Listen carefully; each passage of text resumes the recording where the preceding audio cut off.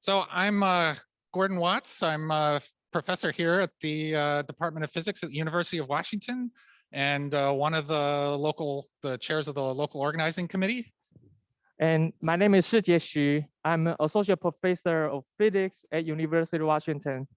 And the other hat I have is NSF HDR Institute A3D3.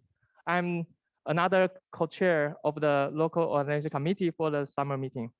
And it's been, what, 2 years, 500 white papers, 1,500 letters of interest, and we're here. I'll say that about half of us are here. There's another half yet to come, so this room is really going to fill up in the next couple of days. To open the community summer study, we've got several people from the university. So we'd like to start with Mari Ostendorf, who is the Vice Provost of Research.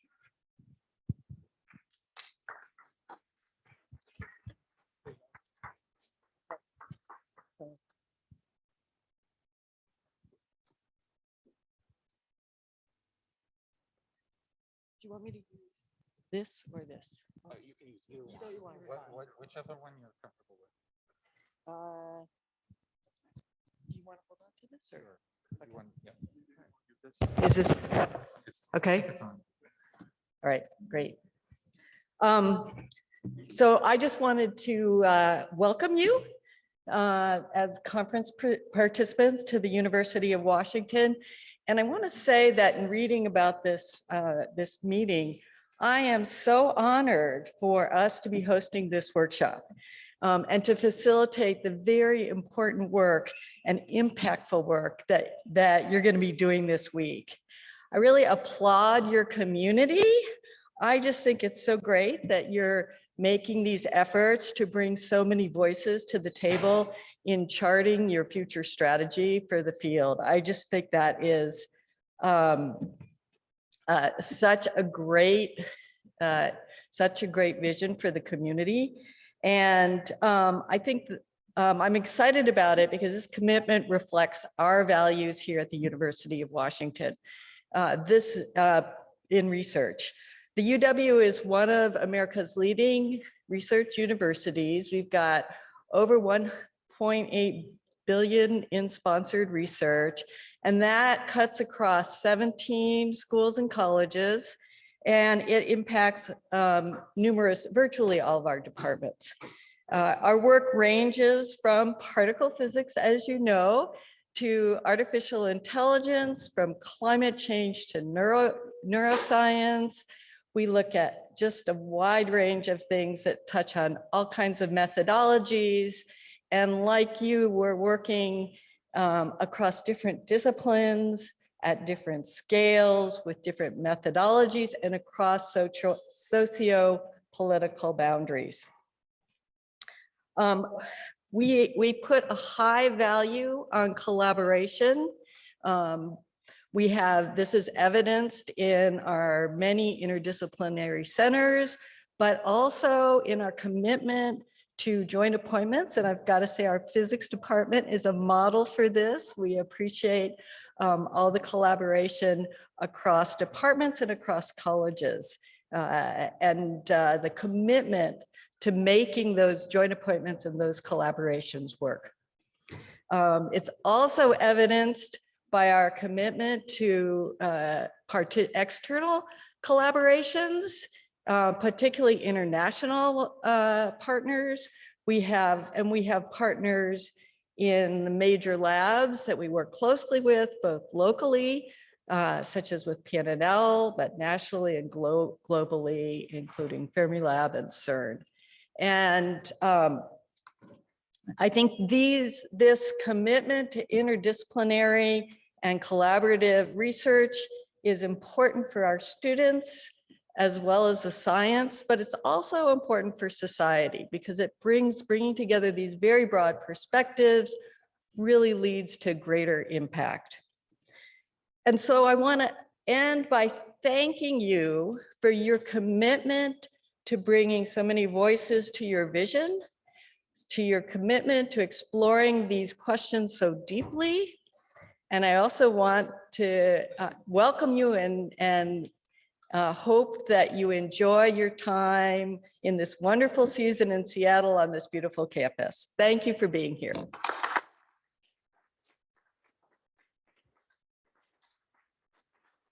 Thank you, Mary.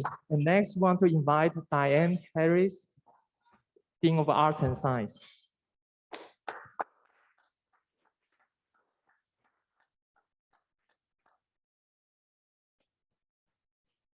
Good morning and welcome. I am Diane Harris, Dean of the College of Arts and Sciences, which is the home of the physics department here at the University of Washington. And I'm absolutely delighted that you're all here on our beautiful campus to think together about the future of particle physics. Thank you to the organizers. Thank you to our physics department faculty, staff, and students. Thank you to Larry Yaffe, chair of that department. I'm not a physicist.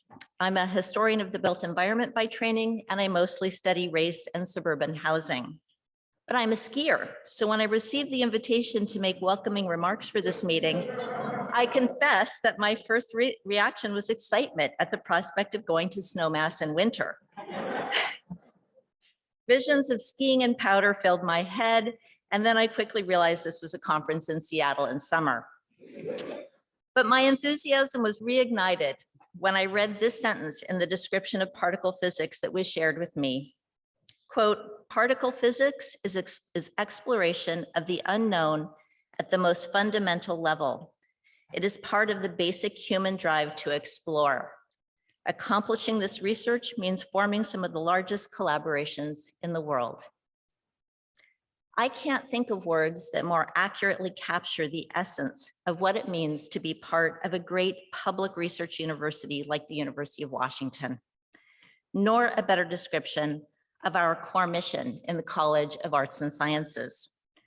Our college, by far the largest in this university, ensures that all University of Washington students have the opportunity to get a liberal arts education.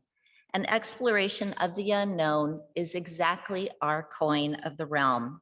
It is what we daily traffic in. Our students aren't just hungry for such exploration and for the large-scale collaborations that Mari just mentioned and that we know are required to solve the grand challenges of our time. They're famished for it.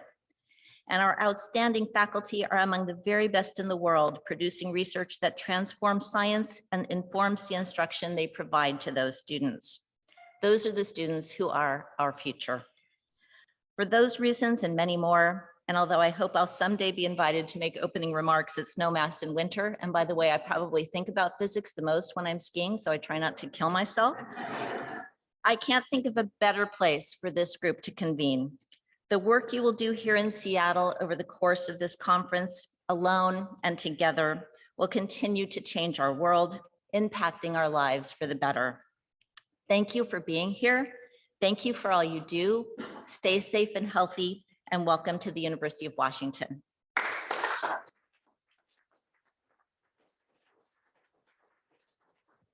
Thank you, Diane.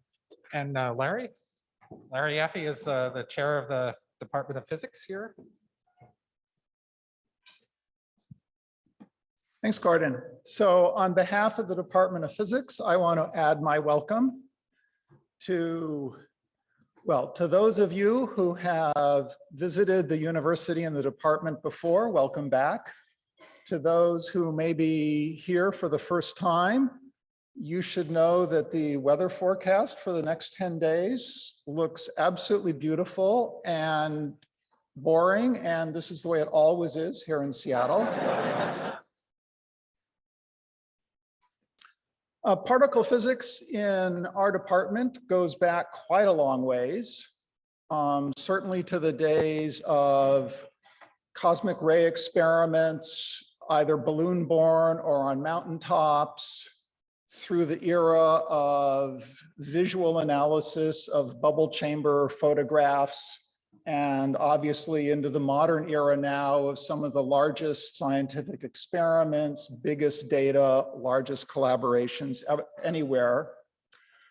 But our department is also known for very unique local experiments going back to the early days of ion trapping that led to our department's first Nobel Prize, to unique work on testing gravity in the lab and looking for fifth forces and violations of the equivalence principle, to ongoing experiments like the ADMX experiment for axion dark matter, like Project 8, developing a next generation neutrino mass experiment. So I hope many of you will, during the next 10 days, find some time to come over to the physics department and take a look at some of the things going on. There's also a number of spaces people are welcome to use just for informal discussions and such. On a personal level,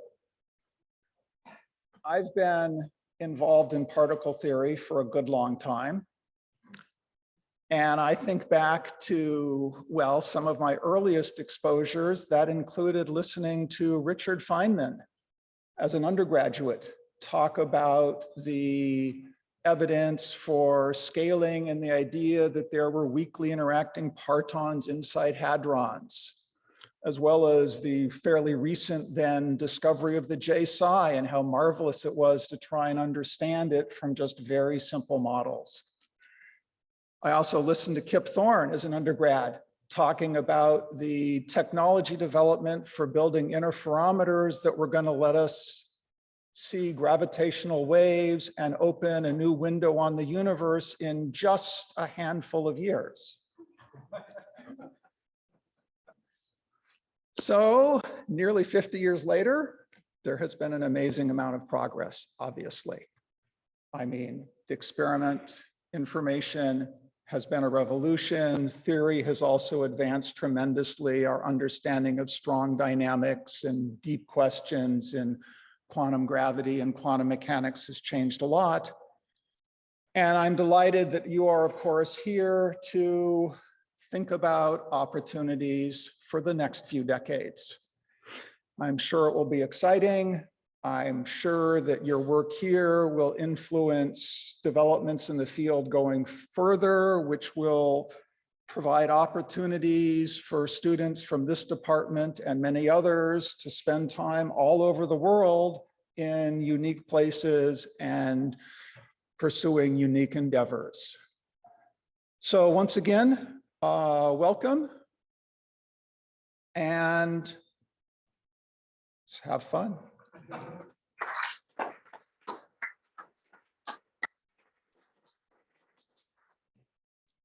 Thank you, Larry. Let me just,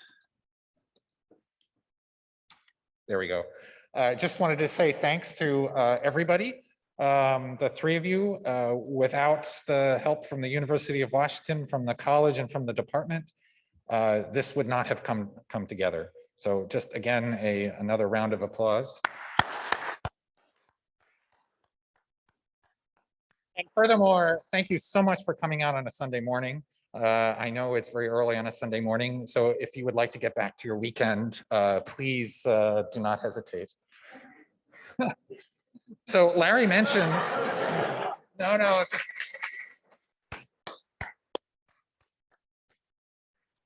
so Larry mentioned that the weather was supposed to be nice. And I just want to point out, this picture was taken from just outside here 2 days ago. That is Mount Rainier, and that's actually what it looks like. There's no filters, no Photoshop, nothing. And that should be showing up in another couple of days, just to give you some warning. All right, so does this work? Trying out all the new technology. If you could get that to the point where it works, that would be awesome. Okay, so I need to take a more somber note for a minute here. One of the things that makes us so strong is enable us to do these huge experiments, run and build institutions like Fermilab, like CERN, is the fact that we are such a strong community. Does it work? Yes. Yeah, could you? So I want to address another aspect of community, which is keeping each other safe. As I'm sure you're all aware, especially because we've been asking everybody to put on masks ever since you got here, we're in the middle of COVID. I was really hoping it would be done about 2 months after it was discovered, but I thought it was just going to be a lockdown. But we need to be careful and conscious. There are many different people here, spanning from the crazy young, which just means younger than me, up to the really old, which just means older than myself. So anytime you're indoors or in a closed meeting space, please wear a mask. If you're interacting with somebody and they've forgotten their mask, just feel free to just, politely ask that they put on their mask. I mean, all of us are pretty much aware of what's going on, and sometimes we get forgetful, especially when we get impassioned. So just a gentle reminder, and it should help us keep down the transmission. There are going to be over 500 people here at any one time, probably as many as 600 at some point. Over 700 will be cycling through over the course of the next 10 days. There is going to be some COVID cases. It's going to happen. I don't think there's any way we can avoid it. So keep yourselves masked. The other thing is that when it does happen, we're going to need to do contact tracing. So I'll talk a little bit more about that in a second, but there is something that you can help. Washington State has a automated app which uses your operating system's Bluetooth to exchange, anonymous numbers. It's called WA Notify. If people could run that for the 10 days or whatever amount of time that they're here, that would be totally awesome, because if one of us does happen to get COVID, it will make the contact tracing a little bit easier on us. So that would be a huge help. Thank you. So if you start to feel symptoms, hopefully not all of these at once, there is PCR testing available at the UW, and self-tests. We've got self-tests. We've got a limited number of them here at the front desk. If you've got some symptoms, though, please, until you really understand what those symptoms are, please don't attend any in-person meetings, just out of a caution. Your daily emails, whether you're registered or virtually registered for virtual or in-person participation, contain the Zoom links for all the meetings. We are doing our absolute best to make the Zoom experience as good as we possibly can. Please use that if you've got symptoms. On our main website, which we'll talk about in a second, there's a whole thing on COVID-19 with lots of details. This is just, I'm just telling you a few highlights here.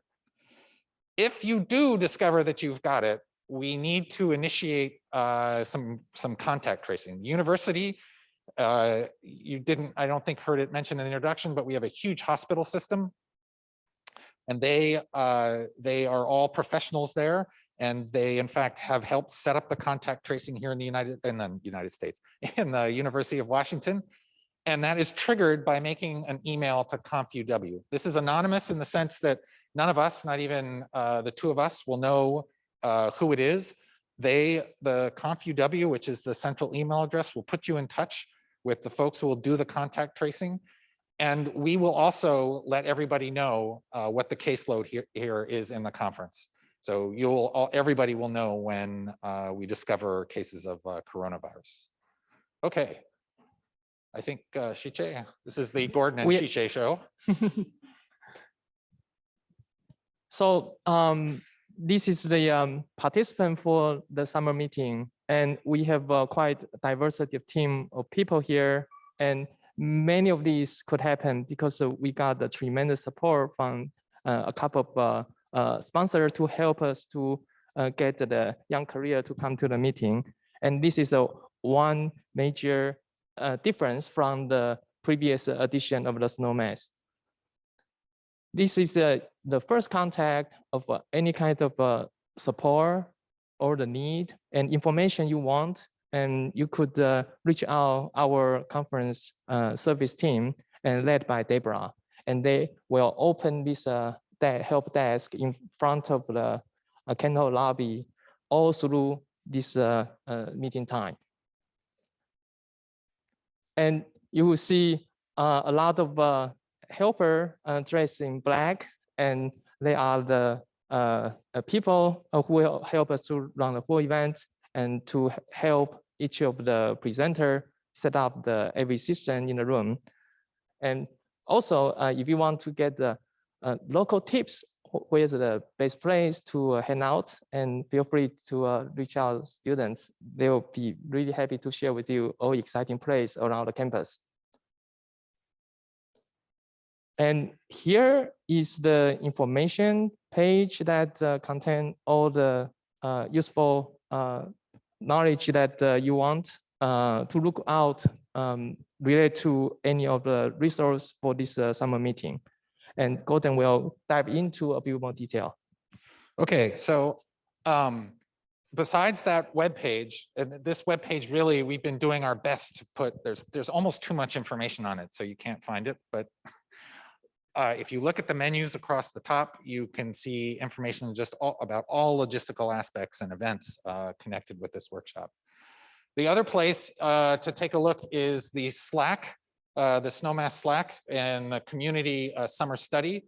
That's an active link. So if you download from the agenda, you can get in there.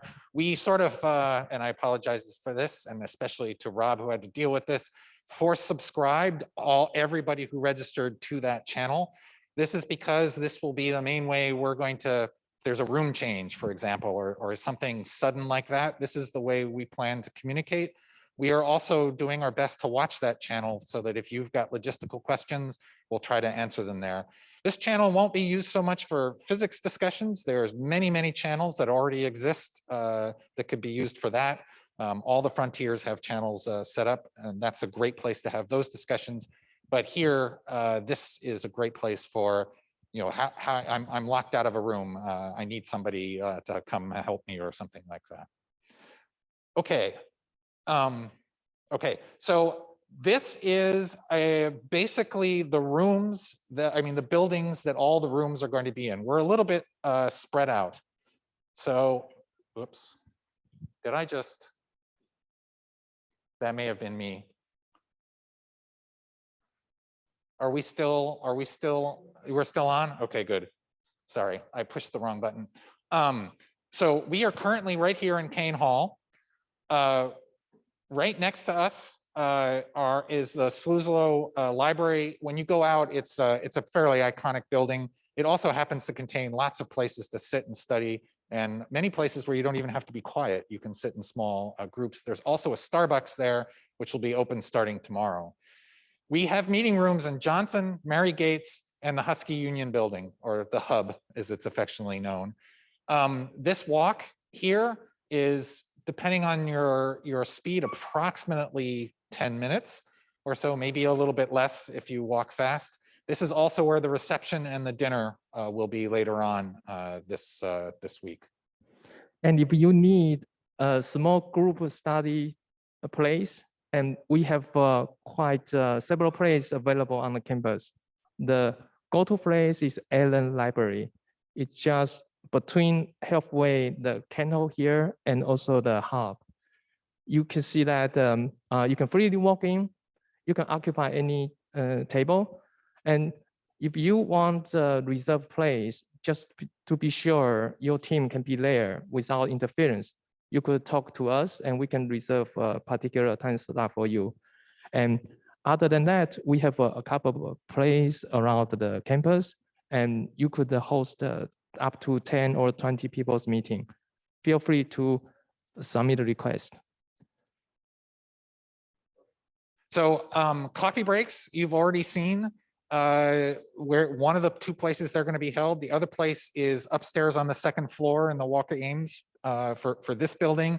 And then for the first couple of days, also over at Hub. Do try to spread out.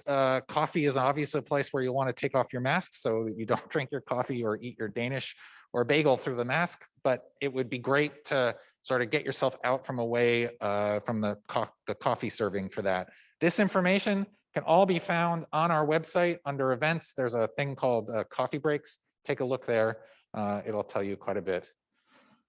The other one, the other thing are the local dining options. Jason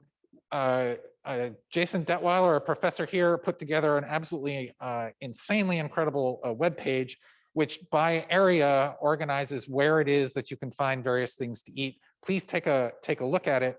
But to be frank, most of these are suggestions, and so they're pretty good suggestions. But if you're just kind of trying to explore, which I very much encourage you to do,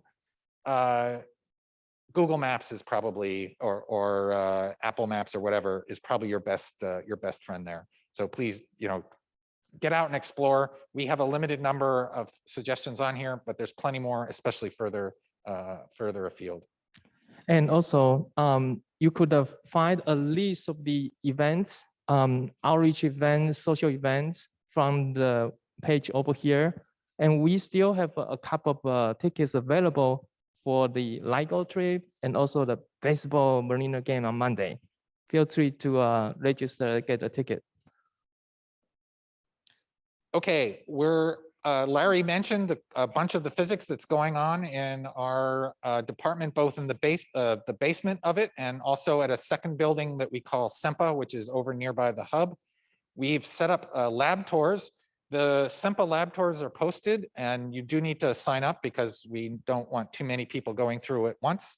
And we'll get the basement of the lab tours set up shortly, hopefully in later today. The other thing that we're doing is something called Remotely Green. This is an online networking system which basically emulates a coffee, randomly meeting people for a coffee. We've got 2 events planned. Please look on our website. The first one's in Indigo tomorrow during the second half of lunch. If you happen to be near a computer, it's aimed towards early career folks. If you happen to be near a computer, please sign in. And there'll be one later, I believe it's Wednesday afternoon, which is aimed at all of us. Should be kind of fun. And we have a poster session available starting from the reception event tomorrow evening. And beyond that, over the lunchtime, poster will also be available to access in the hub. Feel free to go there and to interact with all our early career who prepare their poster with their excellent work to share with you. And we want to share with you, this is our huge commitment to make this event accessible to everyone, in particular through the leading by Edis, who made a really huge contact to help us to understand how to accommodate everyone through understandable and respectful effort. And we have a couple of the surface. For example, we identify the childcare support for those of you who would like to bring your kids to join the event together. And in particular, we have a nursing room and also the quiet room. So if you need any of this support, feel free to go to that link and contact us. We can try to accommodate for you. And of course, we can start seeing the white coat caption happening now. This is going to be a important service, enable everyone, including people who from the Zoom can join this event in a very accessible way. So we have a couple of sponsors to help us to make this event happen. We need to thank DOE, NSF, and also Hygiene Science Foundation. In particular, many of the early career who can come here through the travel support. And we really thank all our funding agency here can help us make this happen. And we also got a couple of internet support, and NVIDIA and Radia Being has been very, very enthusiastic, support us in the very beginning from March when we knew we are going to have this hybrid event. So thank you for both of you. And Universe and Symmetry, they offer the poster award to make this event more exciting. And in particular, Universe provide a couple of reduced rate for publication. So feel free to come out, check the detail. Okay, we've completely blown our time budget, so we'll just wrap up with a couple of very quick things.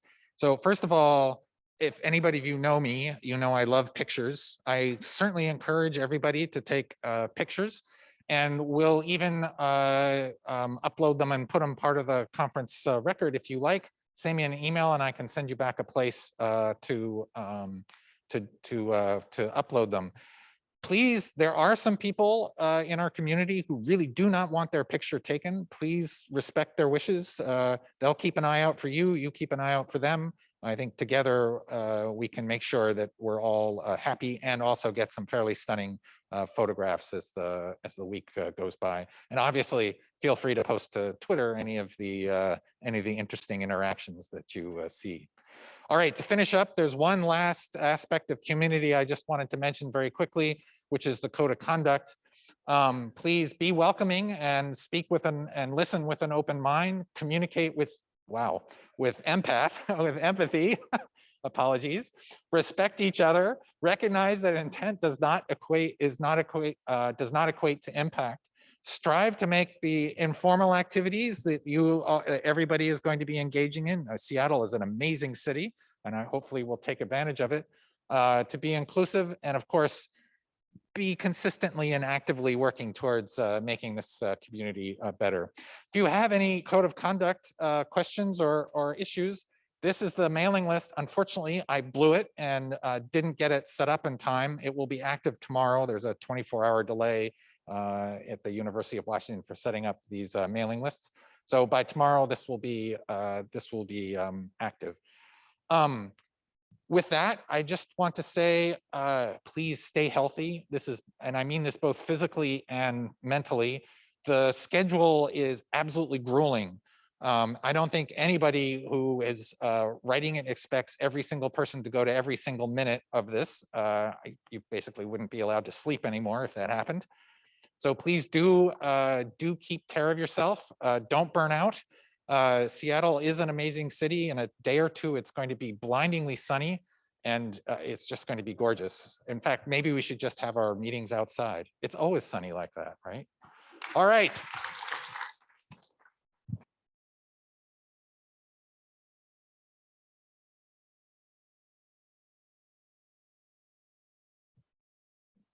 All right. So good morning again, or good afternoon, good evening, wherever you are on the globe. So first of all, I would like to add my thanks to Gordon and Xingxia and their UW team to taking on such a important task for these difficult times. And also the university leaders. Okay, please join me to thank them all. So my name is Tao Han from University of Pittsburgh. My co-chair for this session is Professor Sekar Svukala from UC San Diego. So he's monitoring the remote participants. So on behalf of the Snowmass steering group and also behalf of the APS DPF executive committee, we would like to welcome you all to this Snowmass community summer study, and welcome to Seattle. So it is a difficult time. And after more than 2 years hard work by all this collective community effort, so finally we are here. Finally we get together. It's so exciting to see everybody in person. Many of you may have come to an in-person meeting first time for a long time. So this is really exciting time.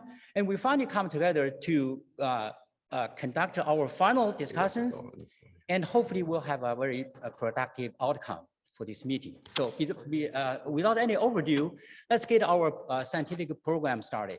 So I would like to introduce our first speaker, Joel Butler from Fermilab. And Joel is current chair for APS DPF and the chair of Snowmass steering group and co-chair of the program committee. Joel, please.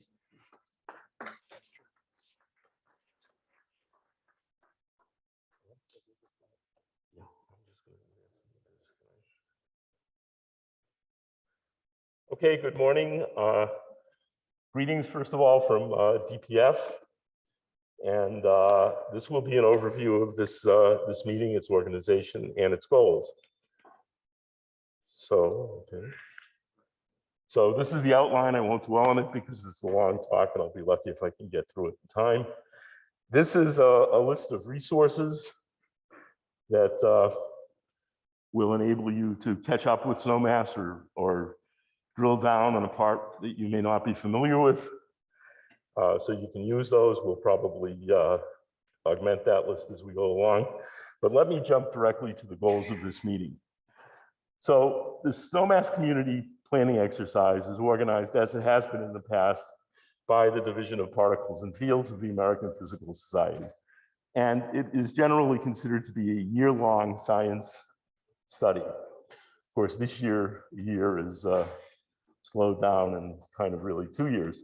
You could be either closer to the microphone or take off the masks. People cannot hear you as well. What is going on? More clear. Maybe take off the sound is Turn, we're doing this now? Which one you just pulled in?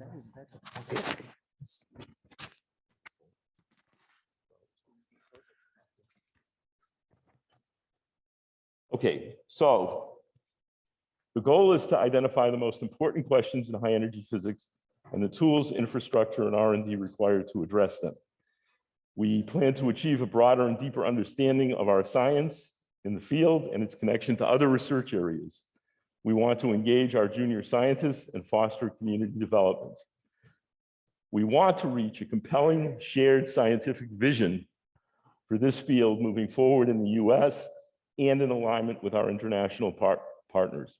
And one important aspect of this is that we will provide input to the Particle Physics Project Prioritization Panel, also known as P5, which is expected to begin its work in the late fall of 2022 and produce a report in the spring of 2023, and I'll come back to that in a moment. Now, the community summer study and workshop is the final large meeting of this effort, and the main goals of this are to bring together the various frontiers or working groups that we've been organized in for the last almost 2 years now, and make sure that all of the cross-frontier inputs is received, and that will allow us to complete the report.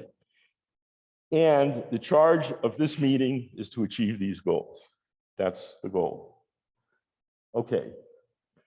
So I'm going to say a little bit about Snowmass 2013, which is the previous edition of this, and the P5 that followed it, but you're going to hear a lot more about this later. In 2013, Snowmass provided input to the High Energy Physics Advisory Panel, HEPAP's subpanel P5. Using the Snowmass scientific input and budget scenarios provided by US DOE, P5 developed and presented to DOE a 10-year execution plan with priorities and specific recommendations for the field in the US, but it also kept an eye towards the 10 years following that. P5 has a very broad mandate, but it tends to focus on large projects and facilities.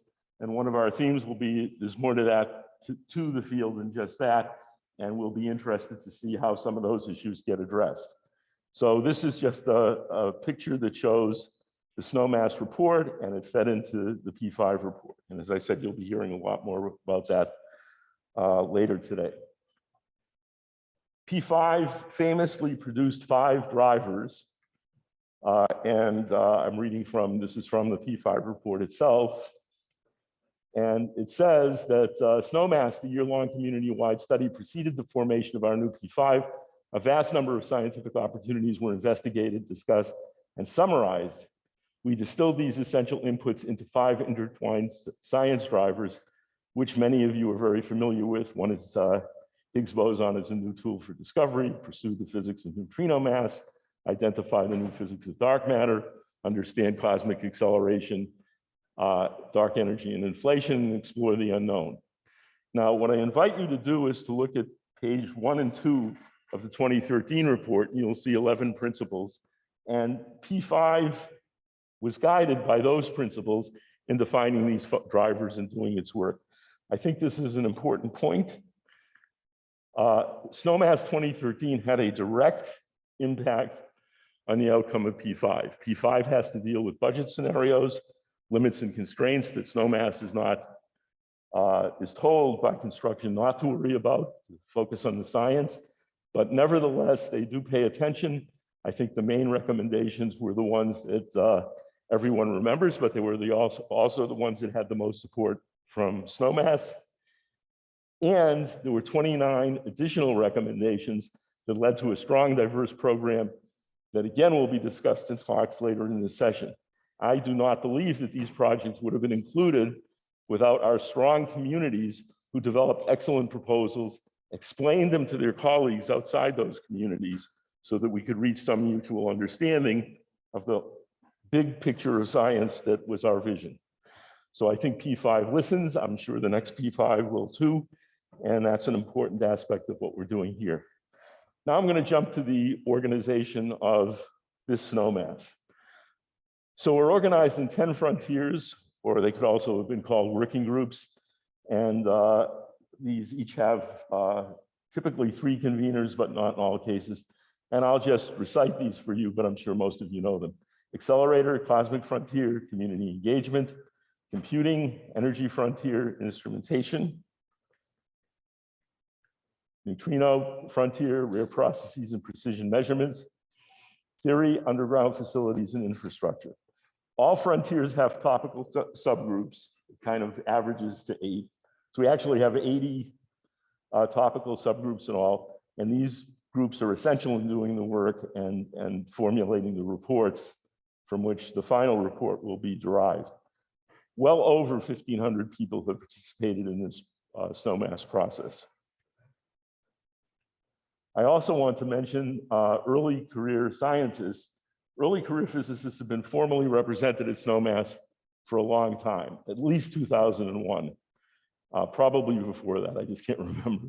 And they have gained even more formal recognition in 2013 and now in 2021/22.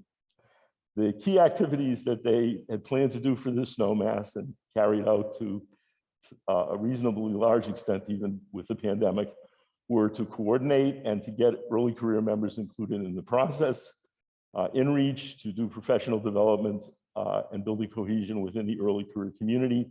Diversity, equity, and inclusion, they're champions of that, not just among the early career contingent, but in all areas of HEP.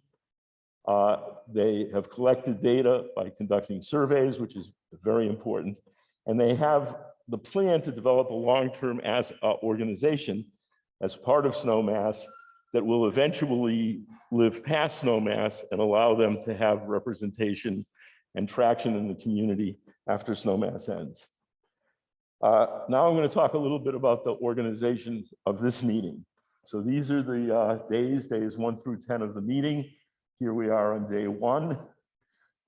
Days 2 through 8 are organized the same way. There are parallel sessions run by the frontiers in the morning. At noon, between noon and 2, we break for lunch because we're trying to give you as much indigestion as possible. We have a dense set of meetings planned for lunch, but these are not lunch meetings exactly. They're meetings during lunchtime. You're not going to be eating at the meeting.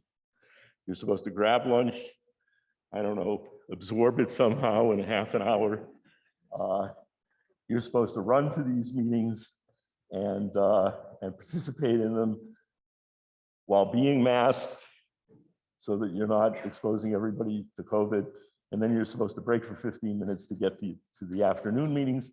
The afternoon meetings are basically plenary sessions, typically 1.5 hours each.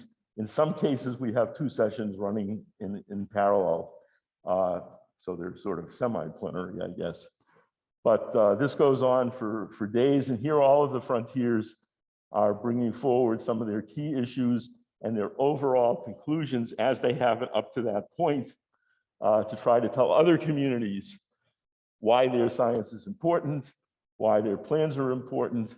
And that's the way that we hope that the communities will start to understand each other, come to a mutual understanding that will allow us to create a vision and a consensus that we hope to emerge from snowmass with.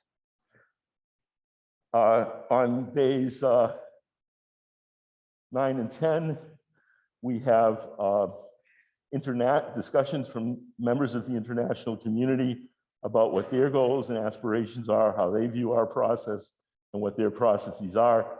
And then we have these 2 morning sessions, which are basically the summation of the meeting, but they're done not in the usual way of just having frontier after frontier present. There are 2 sets of 2 panels And the panels themselves are supposed to be somewhat interactive and constitute the summary of the meeting. So that'll be an interesting experiment for us. Okay, so this is just a repeat of what I've said in words. So I'll more or less skip it and move on. Then I did want to say something about how we'll do questions in the plenary sessions. We are committed to having a balanced representation of remote and in-person users. And that is actually not so easy to achieve. So what we've organized is generally that we'll have all the speakers in the session speak. At the end, we'll have a panel discussion and Q&A period. We'll derive the questions from a Google Doc in which people from remote participants will enter things in the Google Doc, and moderators will take those questions. They can enter them before the meeting, during the meeting. They can even enter them after the meeting and hope that the speaker will pick it up. And then the in-person moderator will call on people in the room, and mics will be sent to them. We will try to interleave the remote and in-person questions. So we hope to achieve a balance that way. There is one exception for this meeting, this day one meeting, where the agenda is so packed that we're not going to answer questions real time until the 4:30, the session that starts at 4:30. So if you have questions, you have the URL of the Google Doc, enter them there, and the speakers will try to answer them after the meeting. But starting at 4:30, the sessions there will be time for discussion in the manner that I indicated above. Okay. So the next two slides are actually on COVID. So this one is about the impact of COVID on our process. This edition of Snowmass was planned for 2021. It was supposed to culminate in a meeting in July of 2021 at the University of Washington. By early 2021, it became very clear that COVID was not going to permit us to do this. It was having a major impact on our ability to carry out the necessary work. First of all, the lack of face-to-face meetings did reduce our efficiency, but also heavy burdens fell on many members of the community, but especially our young physicists, and especially the ones that had children or were caregivers in some way, who now had to care for people all day, had to care for their children, had to school them at home.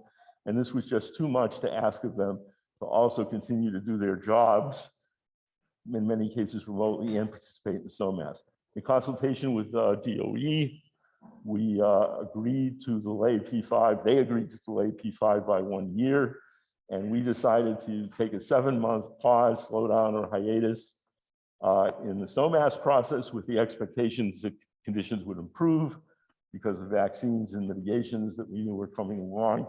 And so everything was rescheduled so that we would finish the process at a meeting here at the University of Washington, but now in July of 2022.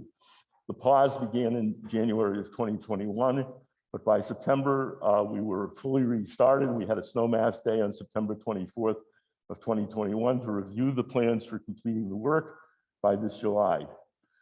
Vaccination and mitigation procedures have enabled us to have this hybrid meeting with this large face-to-face audience.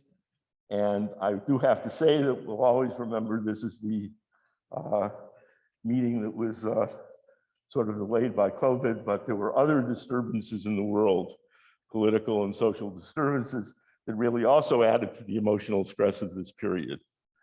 And thus has had an influence on what we do. So COVID at this meeting, you've heard from Gordon and CJ. The infection rate is increasing again. You should respect all UW and Snowmass rules and guidelines. You should especially mask whenever you're in close quarters and try to make sure that you can avoid being in close quarters if masking is difficult. There are a variety of strategies to limit the time we spend in close proximity to others. If you come to a meeting and you're very nervous about what you see, in most cases, the meeting can be handled remotely. You can go back to your dorm room. You can even watch it and run back for questions if you want to. You can also work outdoors and listen to the meeting because UW has strong wireless all over the campus. One important part of the in-person component is that you will be able to meet in small groups, and there you will be able to have private conversations with colleagues, and you can use distancing and common sense and masking to make those relatively safe. We honor and appreciate the hard work and resilience shown by the HEP community to accomplish all that has been accomplished during this pandemic and this period of civil and international stress. So we have to produce a report. This is the timeline for the report.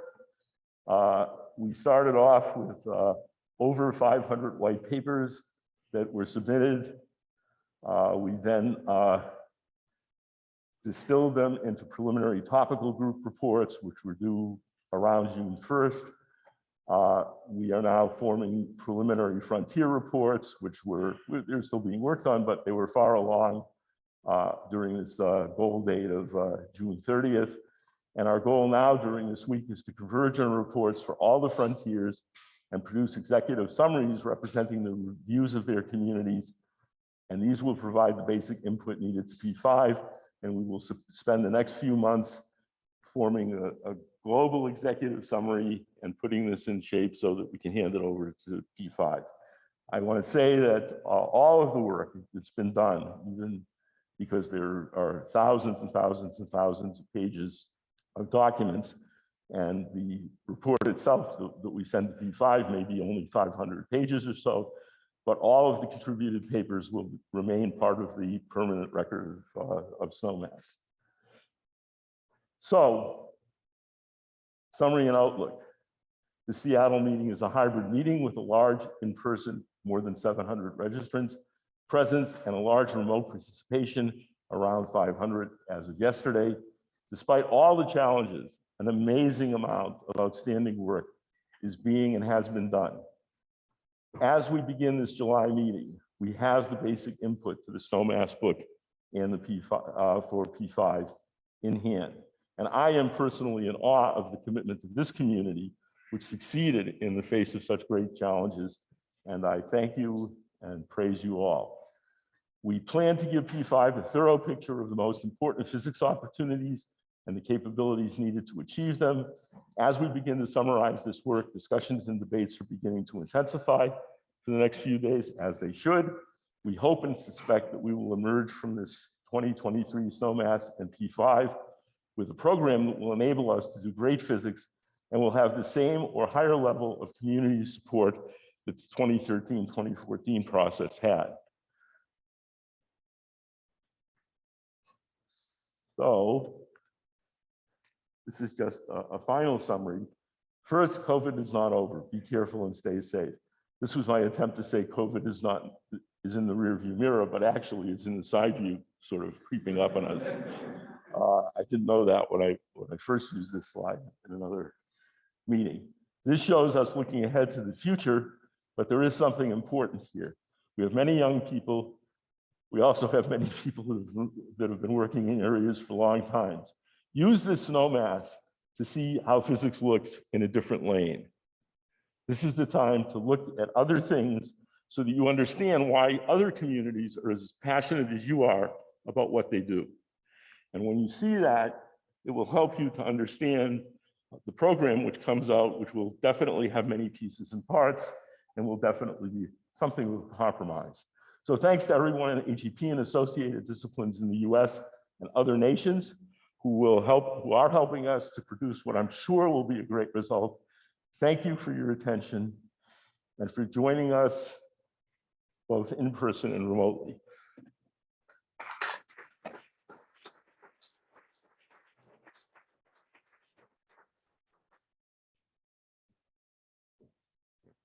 Thank you very much, Joe, for the overview and also laying out the working plan for the next 10 days, 9.5 days for our workshop.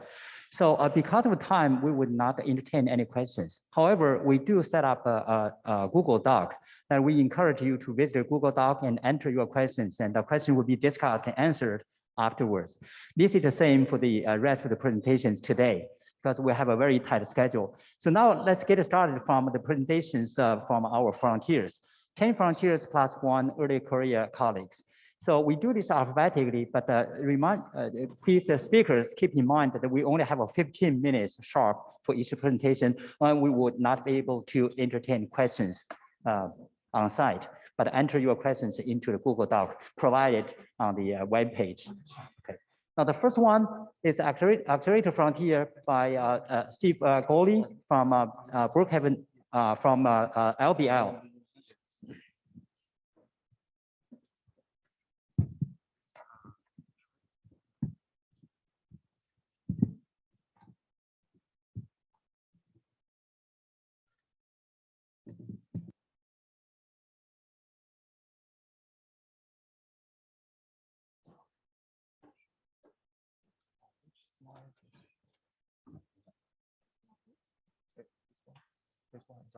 Yeah.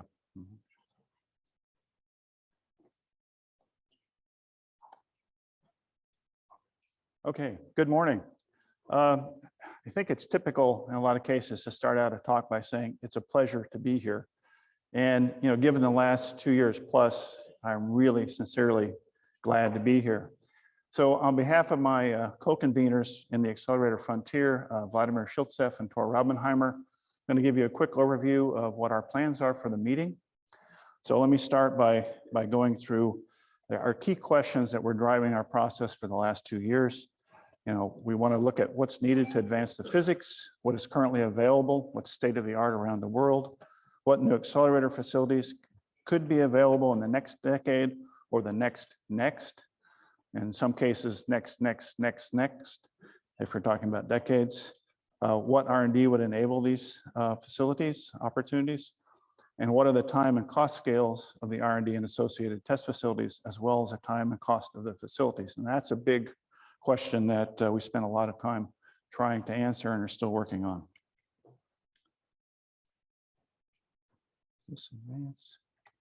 Okay, so let me go through the working groups. We had nominally 7. I'll explain. There are actually more than that. So we had beam physics and accelerator education, which is sort of a foundation of most of these down below. And you'll notice that some of these topics are directly related to the thrust areas in the General Accelerator R&D program at DOE. And some are associated with future machines and the physics associated with those. So we have accelerators for neutrinos, accelerators for electroweak Higgs, multi-TeV colliders, and there's obviously some overlap here, depending on the energy. Accelerators for beyond physics beyond colliders and rare processes, advanced accelerator concepts. And then the last one, accelerator technology R&D, we broke into 3 groups of RF, magnets, targets, and sources, and all 3 of these are part of the GUARD program. And we tried to be as diverse as our community would allow us to be. It's very difficult, and I know a lot of you have tried very hard to get a diverse group of people working on this thing, but we had people from Europe, tried to have underrepresented groups as well. All right, and then we had a group of liaisons, Energy Frontier, Neutrino, Rare Processes, Theory, Instrumentation, Computation, Community Engagement, and Snowmass Young. Now these folks worked very hard to help tie together the work that we're doing along with what they're doing, and we really appreciate their efforts in that. And then we realized early on in the process that we were missing a very important component. And so we created another working group we called the Implementation Task Force. And this was an attempt to analyze and compare all the facility proposals that came across. We had something like 24, and if you include energy upgrades to some of them, it rises to about 30 that we had to look at. So we started out by asking them, the proponents, to fill out a parameter spreadsheet, which was about 3 pages, and we solicited their input. And we broke these into 4 main areas: Higgs factory colliders, with a center of mass energy of 250, high energy lepton colliders up to 3 TeV, lepton and hadron colliders with 10 TeV or higher parton center of mass energy, and lepton hadron colliders. And then finally, another group of versions that could be located at Fermilab, and there was at least 4 of those that were discussed, I believe. All right, so here's the task force. The key questions, what are the time and cost scales of the R&D and associated test facilities? That was our 4th bullet of our charge. Thomas Roser was the chair of this committee. These guys have done a tremendous amount of work over the last 2 years. There was not much of a slowdown for them. And so they're charged with developing the metrics and processes to facilitate the evaluation of proposals and make a fair comparison. Now, this is very difficult because some are virtually ready right now. Others are perhaps decades away. And so this was a very challenging thing to do. All right, then we had some cross-frontier activities, mostly between accelerator, energy, and theory frontiers. We had these agoras, which were hosted by the Future Colliders Initiative at Fermilab. We had 5 different meetings, colloquia-style meetings, very useful, very well attended, a couple hundred people each time at least. We had one linear E+ E- colliders, circular E+ E-, muon colliders, circular PP and EP colliders, and advanced colliders. And then we had these fora, E+, E- forum on the various E+, E- colliders, included instrumentation, energy frontier, and accelerator frontier, and a muon collider forum. And they've all produced reports that will be part of our summary as well. And now let me go through quickly the activities that we're planning. These are just focusing on the accelerator frontier, and I know others are going to talk about other things that we might want to join. So let me start with the plenaries. Monday, the implementation task force report on future colliders will be given. That's going to be very interesting, obviously. And then on Tuesday, there'll be a panel discussion on careers and training the next generations. It's very important that if we want to do any of these projects, we have to have the skills and resources to be able to pull it off. And then Tuesday again, lepton collider will be a lepton collider session covering these areas here. And then Thursday, accelerator technologies of the future. And then don't forget the summaries that Joel pointed out. That will be on Monday, all the discussion there. The parallel sessions. You may say in the Indico page that it's internal. That doesn't mean that people are excluded. That just means that the working group leaders were responsible for organizing what's in that session. So we invite everyone to come to those. Monday, we have Electroweak Higgs and multi-TeV reports. And Tuesday, advanced concepts in beam physics, accelerator education. Accelerator R&D and production program. This is a new program in OHEP, and Eric Colby who's leading that program now, will give a virtual presentation on Tuesday, and they'll be followed by another discussion.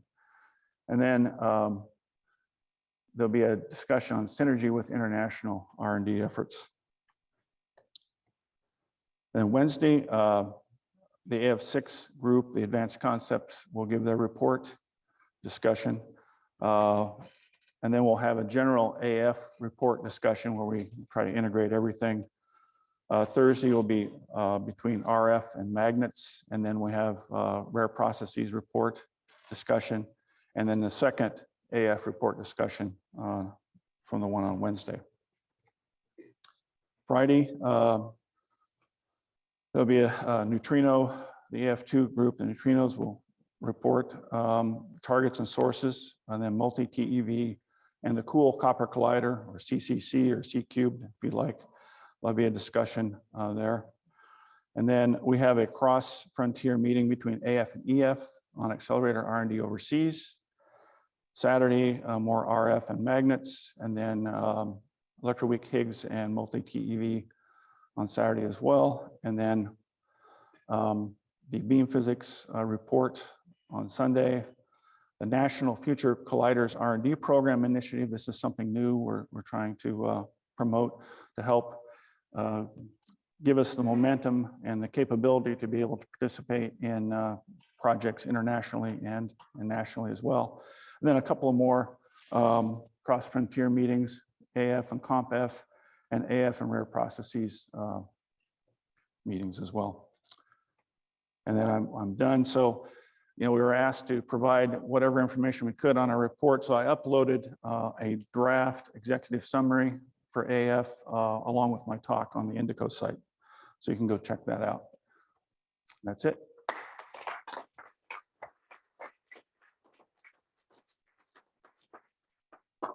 Thank you very much, Steve. So because of time, I think we should move on to the next talk from the community engagement, the frontier, Katavi from Brookhaven. So please go ahead.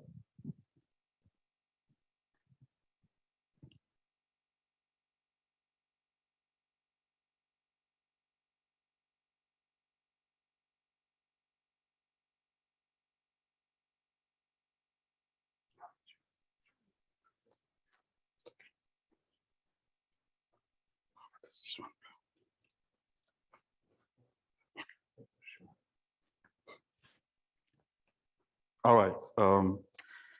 Thank you very much. It's a pleasure for me to be here. I am Kitevi Asamagan from Brookhaven National Laboratory. I'll give you a short summary of our community engagement frontier. So this frontier is convened by two of us, Breeze Queen and myself.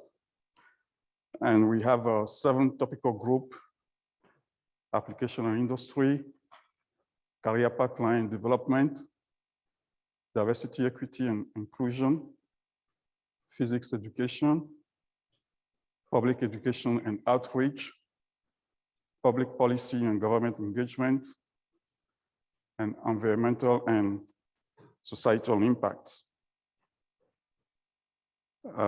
I will go through each of these topical groups. Our mandate was to develop how our community can progress in all of these topical groups so that we can sustain our community and sustain our field going forward in our engagement with our community in and outside. So this topical group on application and industry is convened by 3 colleagues, Farah, Alex, and Koji. There are 8 contributed papers here. There's a topical group report. The idea here is to develop and strengthen HEP and industry relations in both directions, form more partnerships to draw on industry expertise to further our goals, and to build programs to facilitate transfers of technology for the use of broader society. I think we can all agree on these goals. The next one is career pipeline development.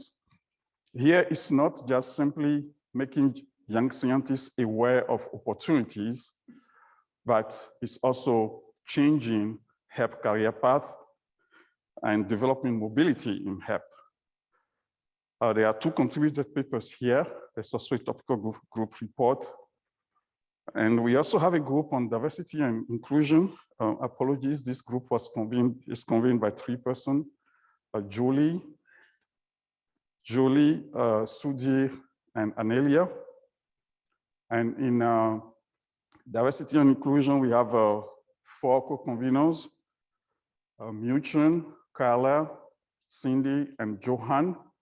There are 11 contributed papers here, a topical group report as well. And the idea here is to improve diversity, equity, and inclusion in our fields to drive scientific advancements to achieve intellectual excellence. It rests on the premise that diversity in our fields is good for our fields, and it will make our fields achieve more. Then In physics education, we have 3 co-conveners, namely Randy, Sudi, and Sibran. There are 4 contributed papers. It's broader than simply how we teach physics. It's about what education and training our field needs to produce the next generation of physicists for the success of HEP programs. So it's a very broad scope. Yes.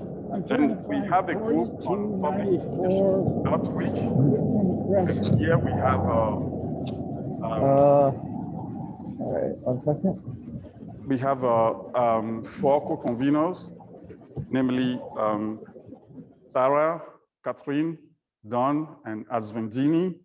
There are 2 contributed papers here and a topical group report. Sorry, Whitman Court? Here, the work is to see public engagement Whitman Court. and education acknowledged as important within our field. I think Also that's rewarded building in our right here. career paths, I see. integrated So, into our research practices. You might need to so like that walk it is around recognized to the as a front. component of what This we looks like the back. mean So if you just to like be follow this a path, physicist. slightly the front of the building. And then group number 6 is on public policy and So yeah, government so engagement. this is It's a little bend convened that by goes. 2 colleagues, Rob and Louise. Here we discuss all aspects of how HEP community is impacted by public policy and all the aspects of how the community engages in advocacy. I think as I'm going through all of these things, you agree with me that they are really important to make our community successful in what we are doing. There are 3 contributed papers here. Also a topical group report is available. Then our last topical group is about environmental and societal impact. It's convened by Veronique, Ken, and Mike. We cannot ignore the impact of our research efforts on the broader world, as the broader world will decide if we are allowed to do this research. Particle physics can have an outsized impact on the Earth's climate and on the community that hosts our research. So all of these things we have to pay attention to, and those are the things that we have been worrying about in this frontier for the last 2.5 years. We have also relied on liaisons to other frontiers. I won't go through all of them in the interest of time, but their names are here. Now, I'm just going to spend a few moments to talk about our plans during the CSS here. On July 18th, in the morning, we'll have a parallel session. The idea here is to have community engagement and representatives from other frontiers to sit down and exchange feedback. Our reports are available. You can take a look at them. If you feel that there's something that should be stated there or that is not fully stated or needs to be rephrased, this is an opportunity to come and tell us about it. And we'll also have an opportunity to tell other frontiers what we would like to see expressed in those reports related to our topics. July 19, also in the morning, we'll have a parallel session. This is community engagement, internal discussion, our intertropical group exchange and feedback. You are welcome to attend. If you want to know more about our topical group report, this is a session to attend. Then July 19, in the afternoon, we have this CF plenary. It's a 90-minute session. We cannot tell you everything that we have done in CEF. It's really amazing and comprehensive in all of the topics that we discuss. So we can cover all of that. So what we'll do is to take a slice through our recommendations. And we'll also discuss implementation and low community participation in CEF activities. What I mean by a slice here is that we'll take a major recommendation that is cross-cutting in all our topical group, and we will develop that recommendation across the topical group. So if you attend that session, you will see, for example, if you take EDI, how does it manifest in all of these all of, how does it manifest everywhere here? That's what I'm talking about, slice through our recommendation. But it doesn't mean that it's the whole thing that we have. We have a lot more than that in the reports. All right, so that's is going to be on July 19th. On July 14th, July 24th, we will have a plenary on communicating science to everyone. We invite you to this session as well. We're going to have some panel discussion in this session. Over here, I didn't say it, but we'll have a short introduction at the beginning to frame the session. Then through each of our topical groups, we'll develop the topic so that we paint a global picture at the end. It's going to be wonderful. Then there are other sessions that are related to our frontier, but they are not necessarily, they are the general sessions that are designed by the SNOMAS committee. One of them is on July 18th in the afternoon. It's a plenary session, and we have suggested to discuss in search of excellence and equity in physics. We'll have a short introduction and we'll follow by a panel discussion. We have some experts who will be speaking on this issue on Monday afternoon. It's going to be wonderful. You should attend.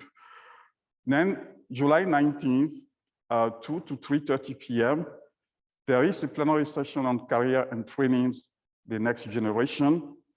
One of our is related to our community engagement topical group on career pipeline and development. So we will follow that carefully. One of our conveners will be talking in this session. Then July 23rd, there's a lunchtime session on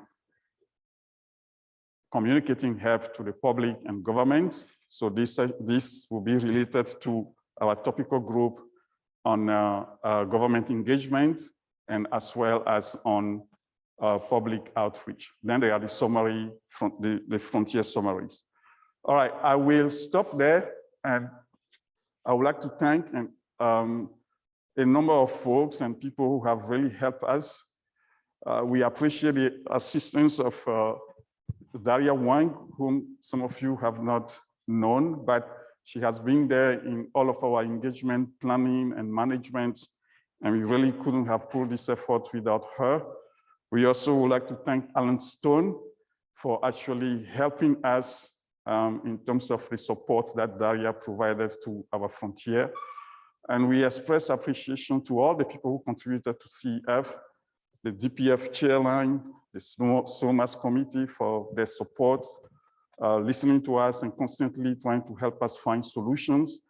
The authors of the contributed papers, really thank you, because you pull off the major topics into comprehensive narrative upon which all of our reports and recommendations are based. The experts that share their thought and expertise and experiences. We invited people from all over the places to talk about all of these issues I just mentioned, and we thank them. The liaisons help us maintain communication channel to other frontiers to make sure that we get the feedback, and we also provide feedback. We'd like to thank all of them as well. And then I really want to thank my colleagues, topical group conveners, my colleague Breeze. It has been really wonderful. I see some of them here. For the past 2.5 years, most of them I've only interacted with them through Zoom. It's great to see them here. I would like to really thank them for pulling this. We've been a very small team, but we did really a remarkable job of which we can be proud. And personally, I am really proud and really humbled to have been given this opportunity to work with all of you. Thank you. Thank you. Thank you very much, Katavi. I would like to thank all the speakers in this first session to giving these good presentations as well as keeping on time. I think now we can take a coffee break. So the second session will resume at 10:45, 10:45.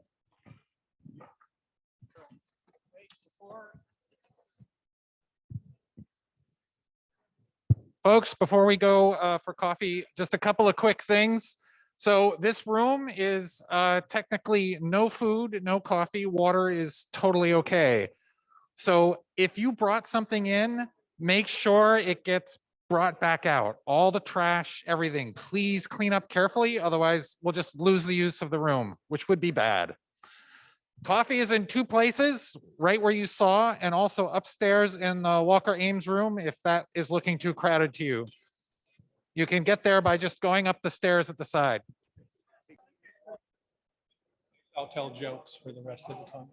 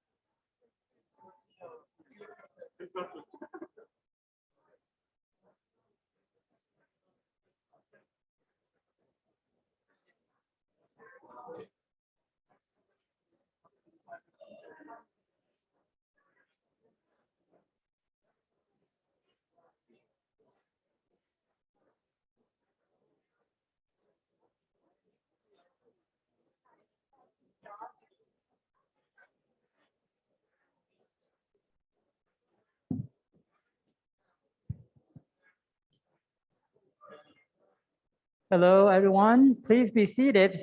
We're going to start soon. Please be seated.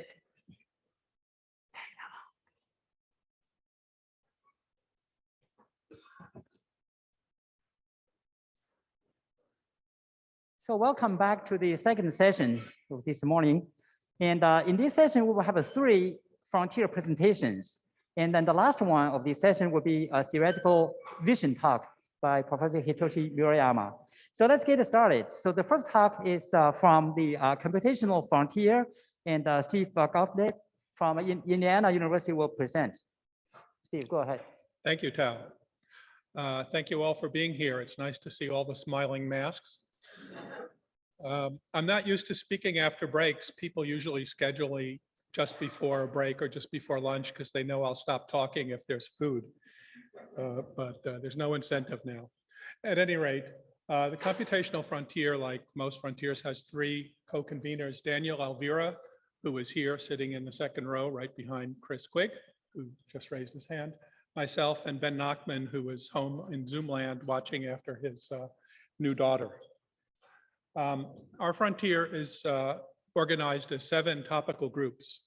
And this is a little bit different arrangement from 2013, if you remember that, where we had topical groups based on the different other frontiers like energy frontier, et cetera. So it's more functional now and more cross-cutting. So Comp F1 is experimental algorithm parallelization.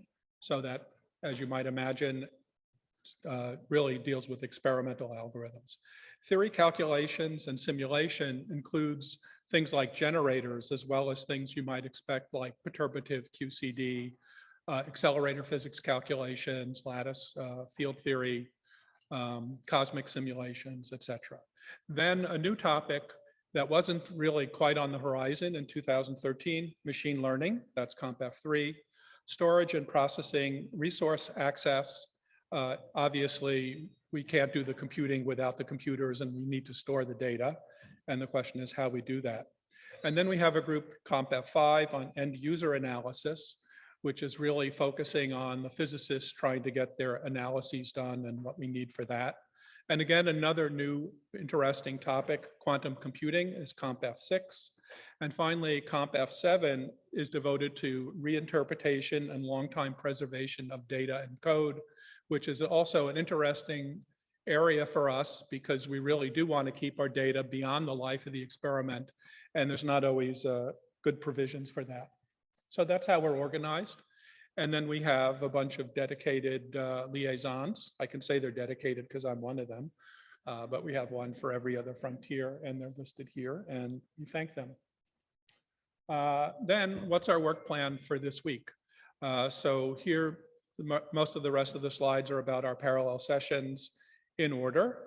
So we tried to schedule one meeting for each of our 7 topical groups to present their findings to the community with lots of time for discussion. And so these are 2-hour sessions, and they were going to be in numerical order, but the way the travel schedules worked out, we start with CompF5 at 8 a.m. on Monday, and then at 10 a.m. on Monday, we have CompF2, theory, calculation, simulation. I guess I don't need to repeat this. You can read faster than I can talk. CompF3 at 8 a.m. on Tuesday, 10 a.m. CompF4. Then we go back to CompF1 on Wednesday and CompF6, that second one on Wednesday. Thursday is the last of our 7 topical groups, and that's at 10 a.m. And the rooms here, and I hope they're accurate. Friday, we have the Frontier Report. So this is when all the topical groups, together with the Frontier conveners, will be there for 2 hours to discuss what we're recommending. And then we have an industry session where we have 4 representatives from industry coming in to talk about what they see as the future in computing, which I hope will be an interesting session. So those are the parallel sessions. Then as far as cross-frontier activities, I list 4 here. Oops, I'm sorry, hitting the wrong buttons. Thursday at 8 a.m., we have what we call big experiments. And you can decide whether you're a big experiment or a small experiment. But instead of trying to schedule a separate session, cross-frontier session with each of the other experimental frontiers, we have one where people can come in and hear what we have to say and tell us what their concerns on. Friday at 10 a.m. with the theory frontier, there's a session on quantum information science. This is in boldface to remind me that this has moved around. I have 29 emails about when this is going to be and where it's going to be, and I still don't know, but Gordon assures us he will find us a room. Saturday at 10 a.m., there's a small experiments meeting, and Sunday, there's a cross-frontier meeting with accelerator physics. All right, plenary sessions. So the first one is Monday at 2 p.m., which features artificial intelligence, machine learning. It's called Modern Machine Learning for HEP. And then Monday at 4 p.m. in the same room, I believe, is one on Lattice QCD, which is co-sponsored and organized with the theory frontier. On Monday evening, there, I think maybe part of a poster session or same time, there's a meeting with industrial partners where I think they're going to showcase some of their hardware. Tuesday evening, there's an industry networking session where I think the idea is that industry wants to steal you away. Don't let it happen. No. Please look at that for that session if you're interested. Saturday at 3:30 p.m. is one of our major plenary sessions on the future of computing for high energy physics. And then Saturday at 5:30 p.m. we have one of these semi-parallel plenary sessions on high energy physics, quantum science, technology. And I mentioned this is organized partially, well, by Martin Savage is one of the co-organizers. He's one of our topical group conveners, but this wasn't per se organized by the computational frontier. Okay, what about our reports? Well, our reports have been posted and you can download them from our SNOMAS wiki page. So there's a section on the page somewhat far down called draft reports. And as far as I know, the frontier report, the draft frontier report can also be found there. And I think this is my last slide, contacting us. So we welcome your input. We hope we'll get it. Each topical group has a mailing list, a Slack channel. The details are on the wiki pages. The page is right here at the bottom of this page. Each topical group has an email list that many people are already subscribed to for over a year. And just start there if you want more information. And thank you for your attention. Thank you very much, Steve. Thank you for keeping up the time. So let's move on to the second presentation from Cosmic Frontier. It's going to be given by Professor Tim Tate, UC Irvine. So Tim, please go ahead. Thank you very much. It's a pleasure to be here. It's great to see you all in 3 dimensions. I have to say I saw far more of you in 2 dimensions than I really wanted to, though that was a comfort at the time. I'm here to talk about the working plan for the Cosmic Frontier. And in case you're wondering, the animal in the upper corner of my slide is an anteater. So the Cosmic Frontier basically seeks to understand the fundamental physics that governs the behavior of the universe and its constituents. It's kind of a tall order, and it uses the tools that really try to study the universe and those constituents around us. There's sort of a smattering of some highlights here down below, but of course, I'm not going to go through those in any detail.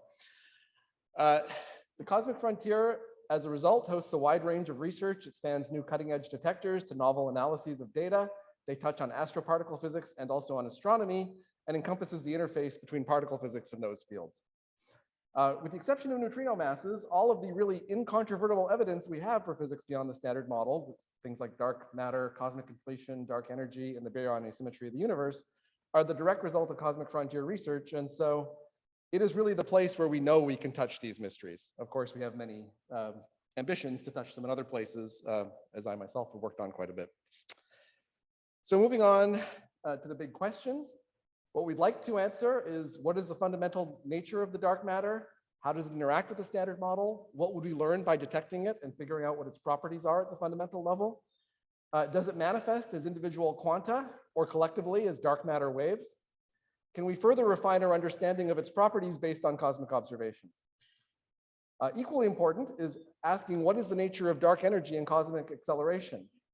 Is the dark energy dynamical? We know in some sense vacuum energy has to be dynamical because we went through inflation and it had to end. And it may very well be that the dark energy we see now is in a similar situation. What's the physics of cosmic inflation? Are there other cosmological transitions that we don't even know about, but maybe we can imagine they exist, whose existence we could infer by looking at the evolution of the universe?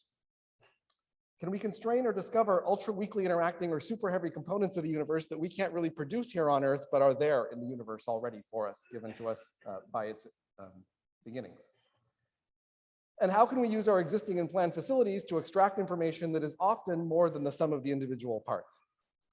And finally, and a very broad question, how can we use cosmic probes to learn about fundamental physics?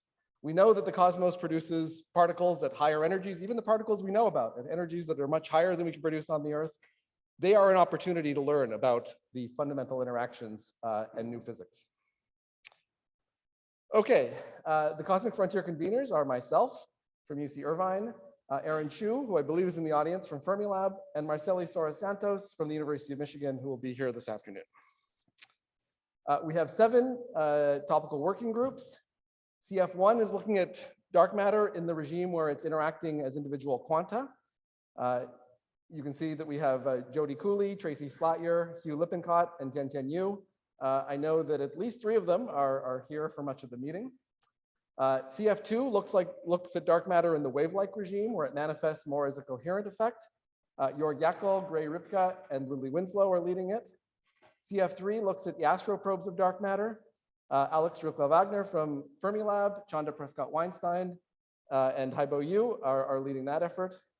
CF4 is looking at dark energy and cosmic acceleration from the point of view of the modern universe.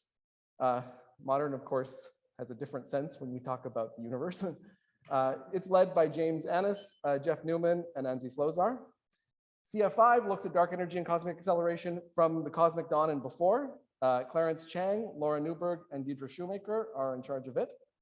CF6 looks at the complementarity between the different cosmic probes we have. Vivian Miranda, Brenna Flauger, and David Schlegel have been leading that effort. And finally, but very importantly, CF7 looks at cosmic probes, and it's led by Rana Adhikari, Luis Ankerdoki, Kei Fang, Satya, and Kirsten Tollefson. We also have liaisons with, I think, every single frontier except for Accelerator. You can see them listed here. They've actually been very helpful in coordinating this meeting. And I want to particularly highlight our Snowmass Early Career delegates because they have really been participating fully in our process, and they have left their mark on it. So going to the schedule, there's one half plenary and one plenary session for Cosmic Frontier. The half plenary is on Tuesday in the afternoon. It's called Cosmic Paths to Discovery. There are 3 talks scheduled, which are going to outline a vision for what we could imagine the discoveries over the next 10 years coming from the Cosmic Frontier could look like. So if you're somebody who maybe comes from a different background and you are not so sure why, what cosmology is really telling us, this is where you're going to understand how that connects potentially with particle physics and how it could really transform what we would think about in terms of what we're doing day to day. On Thursday, we have the full plenary, also in the later afternoon. It will have 2 introductory talks by Aaron and Marcelle about dark matter and dark energy and cosmic acceleration. And then there's going to be a panel discussion about cosmic opportunities for fundamental physics. And I think they're both going to be very fun events. There's a large number of parallel sessions that are interesting and some organized by the Cosmic Frontier. Starting tomorrow morning, CF 1 through 4 have working group meetings. That's their time to schedule as they can best use it. On Tuesday, that continues with CF 5 through 7. And then actually the ending of that slot has a discussion on dark energy complementarity. Also on Tuesday in the morning, there's a dark matter complementarity session, which has got a participation from a large number of frontiers. On Wednesday, and highlighted in yellow here in the morning, there's a space set aside for the working group report presentations. Every working group will present its report, and there will be a lot of time for the audience to participate, to ask questions, and to make comments. And this is a very good place where you can engage with Cosmic Frontier if you don't have time to read reports. Also on Wednesday, TF9, which is actually organized by the Theory Frontier, will make its presentation. And so while we don't organize it, it's definitely something that's of great interest to many of us. On Thursday, there is a parallel on large volume data analysis, simulations, and HPC usage. There is a time set aside in the morning for discussion of the Cosmic Frontier frontier level report. And then there's actually a panel at the end of that session on astroparticle synergies with particle physics, and that's going to be a lot of fun. On Saturday, we have a cross-cutting session with the Theory Frontier. That's been organized with a lot of really interesting presentations.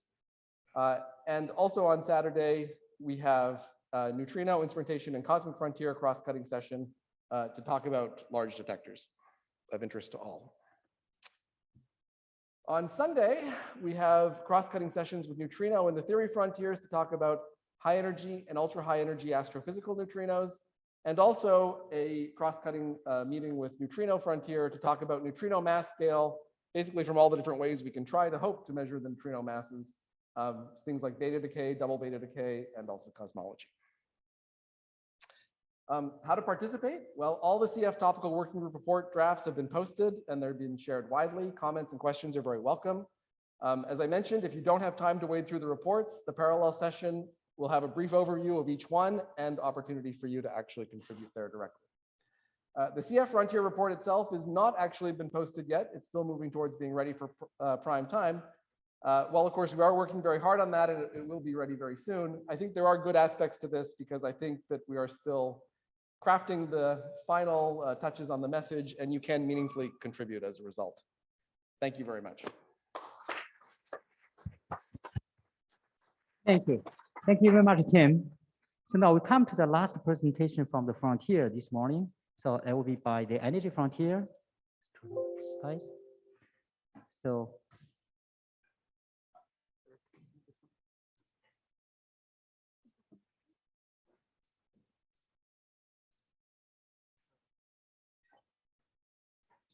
So this is the Energy Frontier.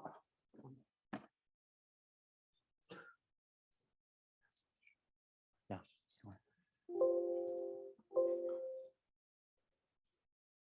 Oh.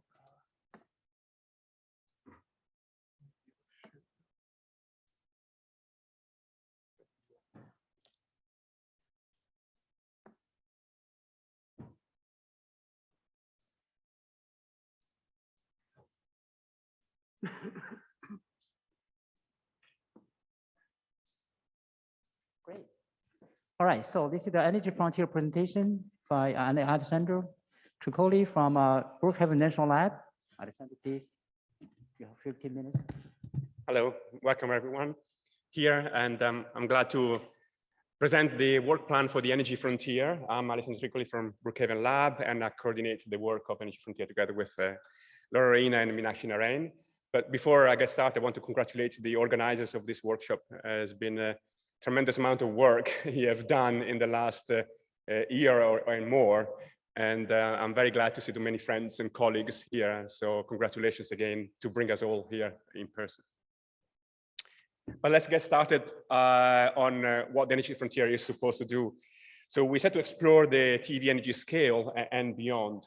And to do that, we want to answer fundamental questions, big questions, such as the evolution of the early universe, matter-antimatter asymmetry, the nature of dark matter, the origin of neutrino mass, the origin of the weak scale, and origin of flavor. So the very fundamental questions that we try to address in the proceedings of the Energy Frontier. But also we want to explore the unknown. It's a driving force in the discovery of many new particles and new physics at the Energy Frontier. So this is a very important driving force in the future too. And to do that, we want to use several probes in the standard model and beyond the standard model in the electroweak sector, exploring the Higgs boson, top quark physics, strong interactions, and also indirect searches of new physics, such as dark matter, new particles, new interactions, and new symmetries. And to do that, we go through a breadth of signatures, both in the standard model and beyond the standard model, electroweak sector, Higgs boson sector, QCD, electric interactions, and the signatures of new physics beyond the standard model. At the beginning of a SNOMAS process, we formulated a set of very fundamental questions, which we wanted to be our guiding principles to the work of the Energy Frontier in SNOMAS. And we do that in panel discussions at the very beginning of a SNOMAS. These are very fundamental questions, which you'll see will recur later on in these 10 days. So why physics at the Energy Frontier is important? How should the US be involved in the near future and far future Energy Frontier machines after high-lumi LHC? And what should be the next machine after the high-lumi LHC? And how can the US continue to play a leadership role in the Energy Frontier and its experiments? And how can SNOMAS help develop a plan for the Energy Frontier research? How can it convince the community about our priorities? And also, should we entertain again the idea of having a collider in the US soil? And if so, what are the benefits for the US and the international community? So these are a set of questions will recur, as you see later on in our Energy Frontier meetings. And as anticipated, the Energy Frontier really thrives on new developments on accelerators and detector instrumentation. And we follow two main complementary directions to discover new physics. One is to look at known phenomena at high energies to indirectly probe for evidence of beyond the standard model physics. To do that, we think the Higgs boson, the production of Higgs bosons and many standard model particles in so-called Higgs factories is of great importance. And to do that, we need to have high luminosity, but also we have to set the energy of these colliders very carefully, because we want to probe also the TeV scale and beyond through these indirect searches. But also we should search for new physics directly at the Energy Frontier, at the multi-TeV energy scales. And this we need Energy Frontier machines, so the possible high energy. But also we need high luminosity to explore signatures which are not accessible at the LHC or high luminosity LHC. So while it might seem that there is a dichotomy between energy and precision, I want to demonstrate that is not the case. They're very much complementarity. So whereas on one hand, the naturalness seems to prefer new mass scales to be around the electroweak symmetry breaking scale, through direct searches, we excluded up to roughly a TV. Many of specific models that have been coming forward in the last decades. The method that we can employ to discover new physics really depends on the mass scale we want to reach and we can reach, and detectors and colliders we can and we want to build. So in this schematics, which is also in the Energy Frontier report, if you look on one axis of the mass scale and the other axis the coupling of BSM to standard model particles, and if we set the LHC roughly in the middle, we see we need Higgs factories to access low couplings at the high precision. And for this, we need the high luminosity. But also we should pursue the energy frontier and go to high mass scales directly. For this, we need future high energy colliders. And for this, we need very high energy machines to be built. So these are not, there's no dichotomy between energy and precision. There's really complementarity because we need to expand the kinematic reach of the LHC in regions which are a moment we are blind of. So which machines we should build? Hadron colliders, which are ultimately the discovery machines, very high energy can be reached, but also very high backgrounds, or lepton machines, which are very pure, allows precision physics. Can be circular, can be linear colliders. Here there are some pictorial representations of the major proposals which we have studied during SNOMAS.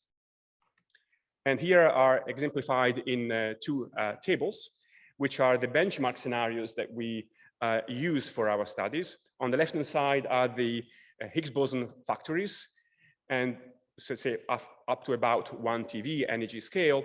On the right-hand side, about 1 TeV, more multi-TeV colliders. Of course, high luminosity LHC stands by itself. It is a critical experiment that we are upgrading our detectors for. It's vital for our field. But also we study ILC, C-cubed, CLIC, CPC, FCCE, and muon collider as a Higgs factory. Going to the multi-TeV energy regime, we study the high energy LHC, FCC-HH, LHC-EC, FCC-EH, and also CLIC and a high energy muon collider at the TeV scales. So you see here the center mass energy, the polarization, and the luminosity as we use as benchmarks. Insofar as the timelines will refer to the integration task force that was presented early on in the Energy Frontier report. So now let's go to the structure of our group. We have 3 main categories of topical groups, a set of topical groups in the electroweak sector. Then we have 3 in the QCD and strong interaction sector. And then we have 3 in the BSM sector. I also invite you to go to our Wiki pages and Indico pages to really see the work that has been going on for a couple of years. And these topical groups really overlap in many respects. And this is something we have exploited. We want to study similar type of physics, but from different angles. But also we thrive on the interconnection with other frontiers. And I will get back to this later on. So at the end, we have 10 topical groups, again, electroweak sector, QCD sector, and BSM sector. We have 2 to 3 conveners per topical group. And these conveners really are the pillar of our activities in the energy frontier. So we're really thankful for their dedication and their work.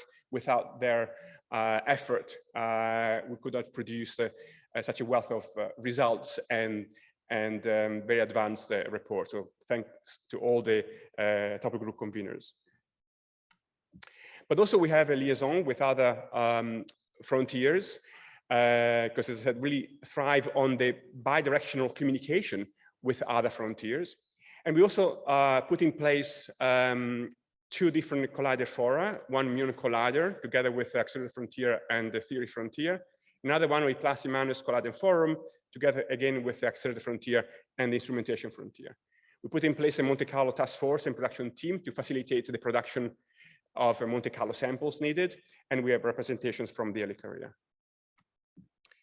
The work of the topical groups was shaped from the submission of the letter of intent early on in the process. We received 376 letter of intents, of which 268 had the energy frontier as primary. Huge amount of interest.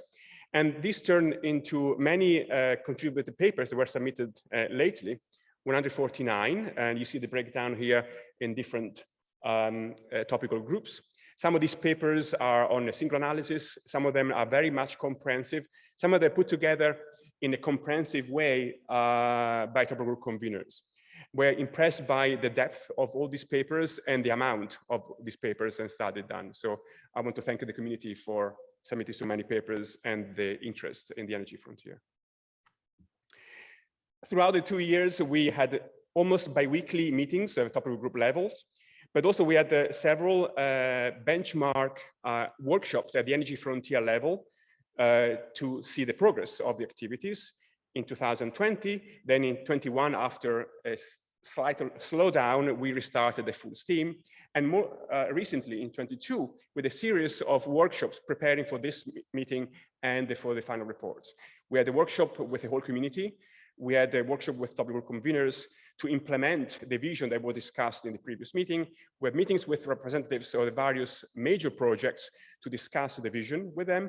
And then we made public the first versions of the reports and collected feedback from the community. Was already presented by Steve, the Agoras, which was a series of colloquia at the high level, but also we provide a lot of details on the physics reach of various collider options, the challenges, the R&D needed, the time frame and cost. These were very high attended, extremely useful. So I invite you to go back to those recordings and slides really to have more information. Now, going back to this meeting, we have a series of plenary parallel sessions. Insofar as the energy frontier sessions, there is a sheet there which collects all the sessions that are relevant for the energy frontier. I invite you to go there and use it as a reference because there are many.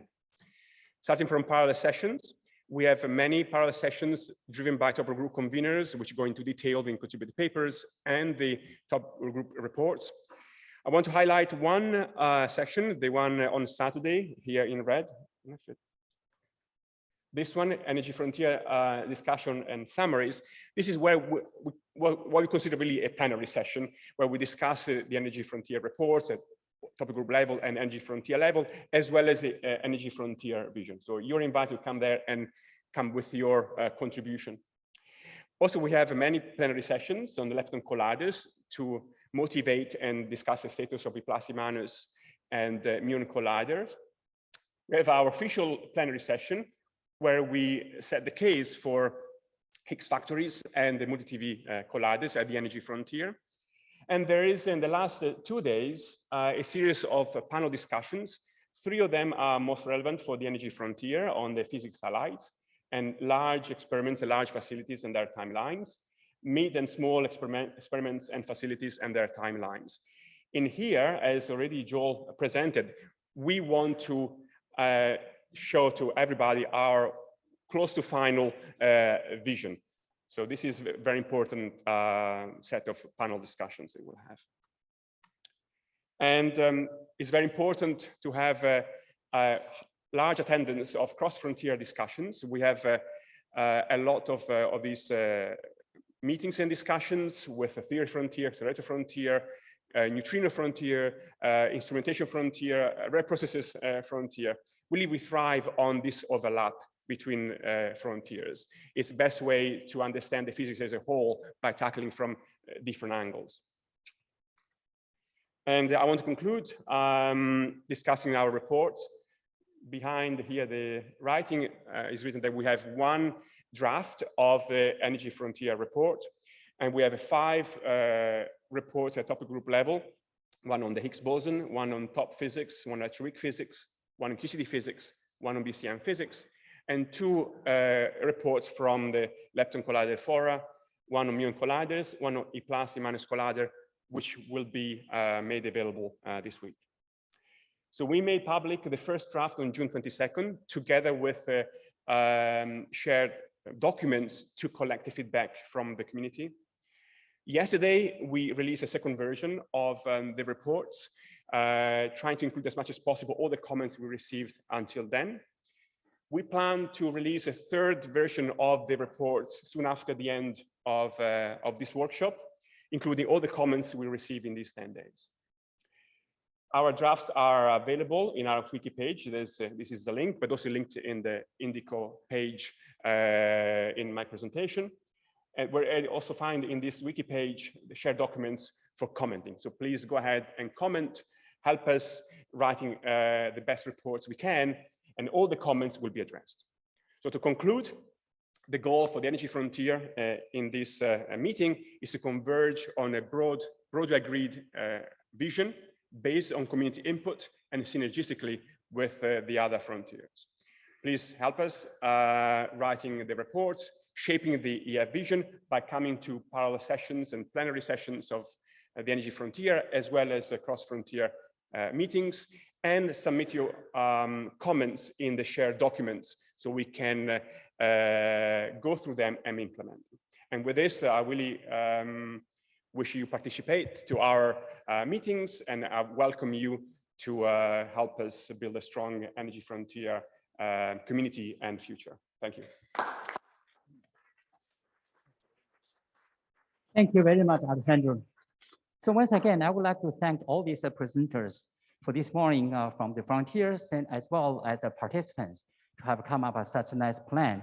So once again, we're very much looking forward to a very productive conference in the next 9 days. SNOMAS is a process for science. So we want to identify the most important fundamental questions in our field and also trying to explore the means to answer these fundamental questions. So today we are extremely pleased to have a Professor Hitoshi Murayama from University of California, Berkeley, and Kavli IPMU, University of Tokyo, to present his view and his vision in this regard.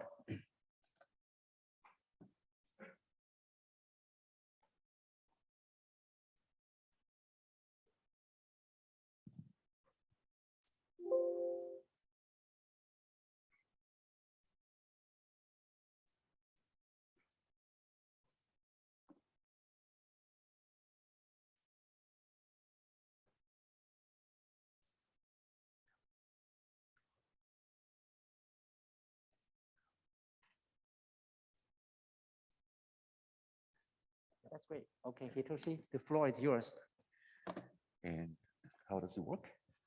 Just forward back on the next slide, previous slides. And this is the pointer? Okay. All right. And do I use this microphone? Yes.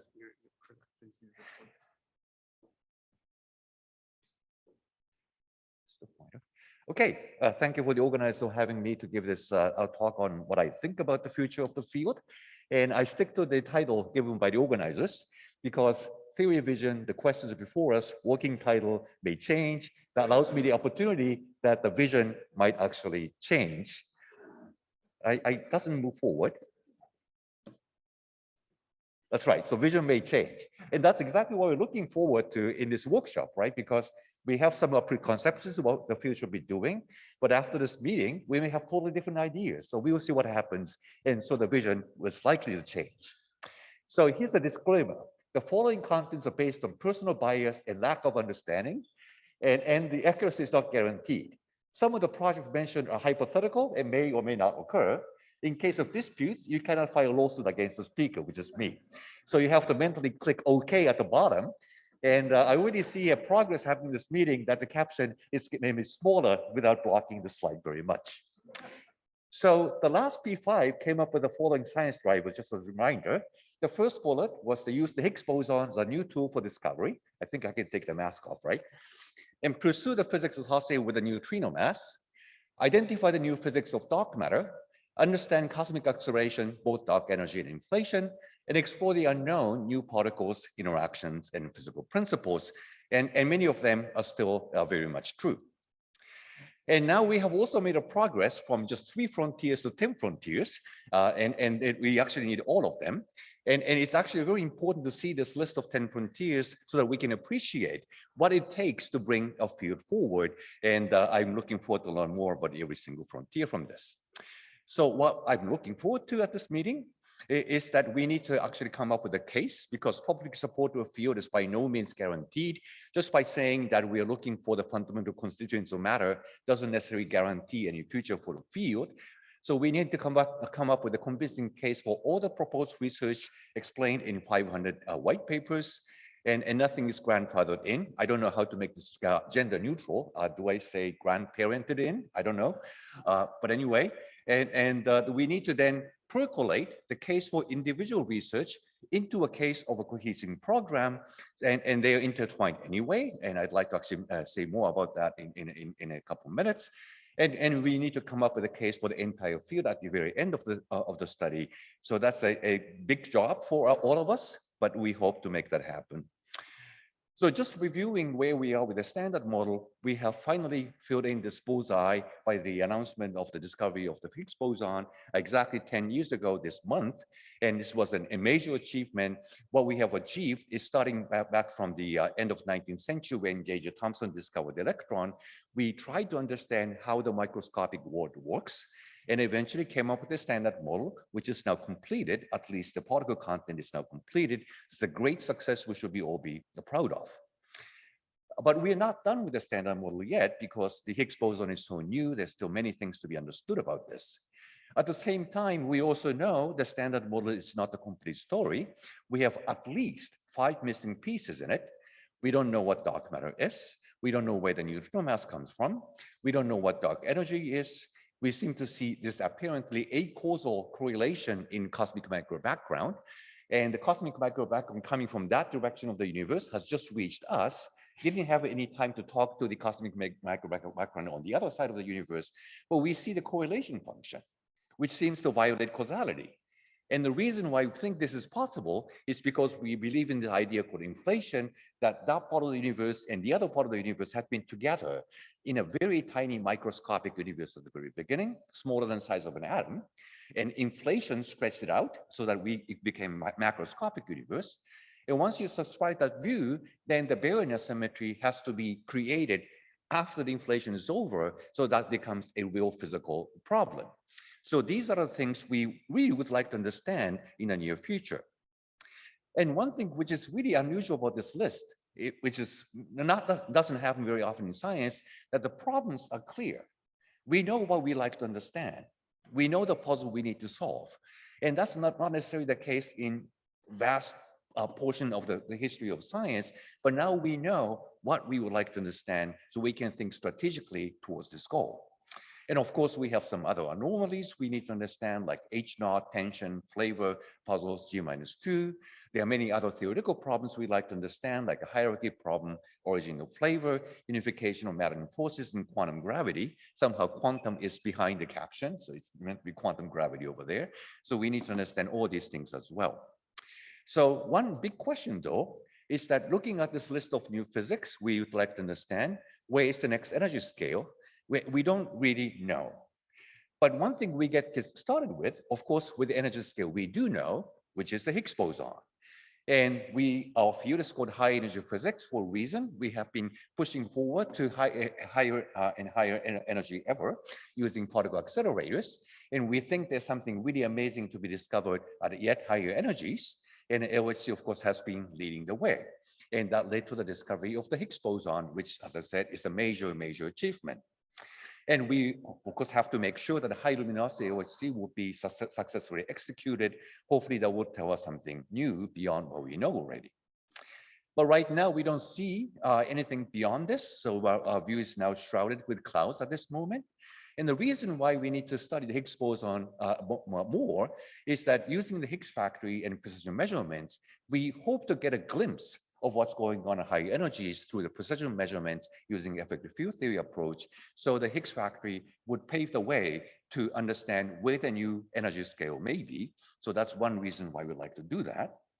But at the same time, recently the community came to this realization that energy is not the only axis.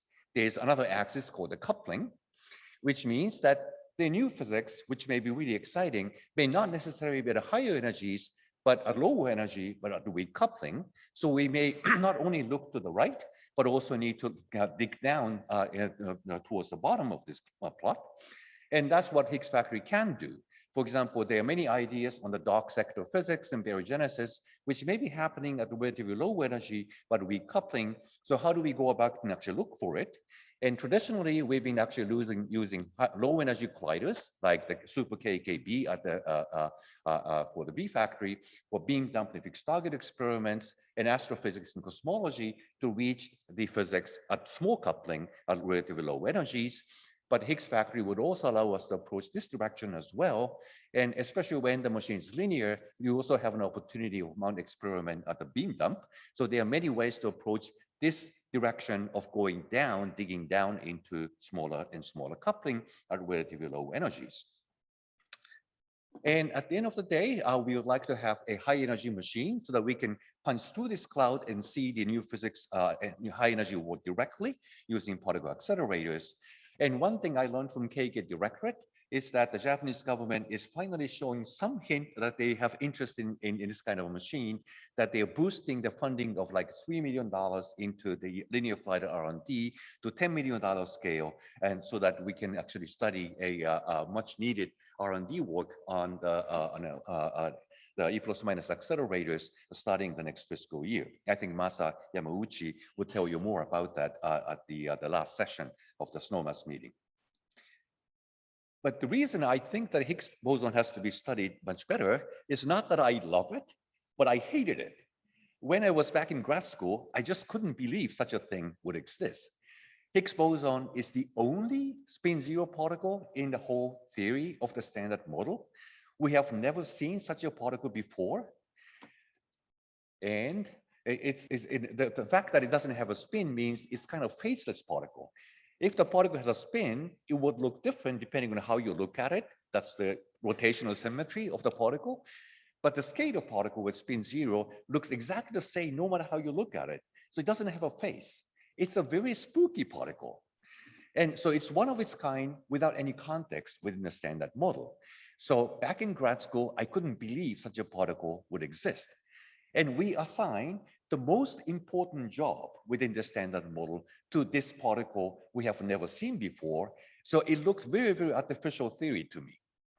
So as a fact, I developed the idea of something which may actually get rid of the Higgs boson in theory, because we still don't know the dynamics behind the Higgs boson, why this particular particle is frozen into empty space in our universe.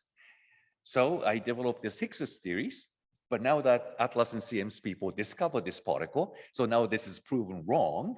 And so recently, whenever I go to international conferences, I've been apologizing, pretending that I'm a proper Japanese. So much of the ideas of the theories developed in the last several decades is to provide context why such a particle should exist. The idea of supersymmetry is basically saying that, well, the Higgs boson is just one among many, many scalar particles that exist. It just happens to get a negative mass squared because of some loop diagrams. And as a result, we are supposed to see many, many new particles like superpartners. Another idea is that, well, we have seen scalar particle before, like pion, which is a composite object.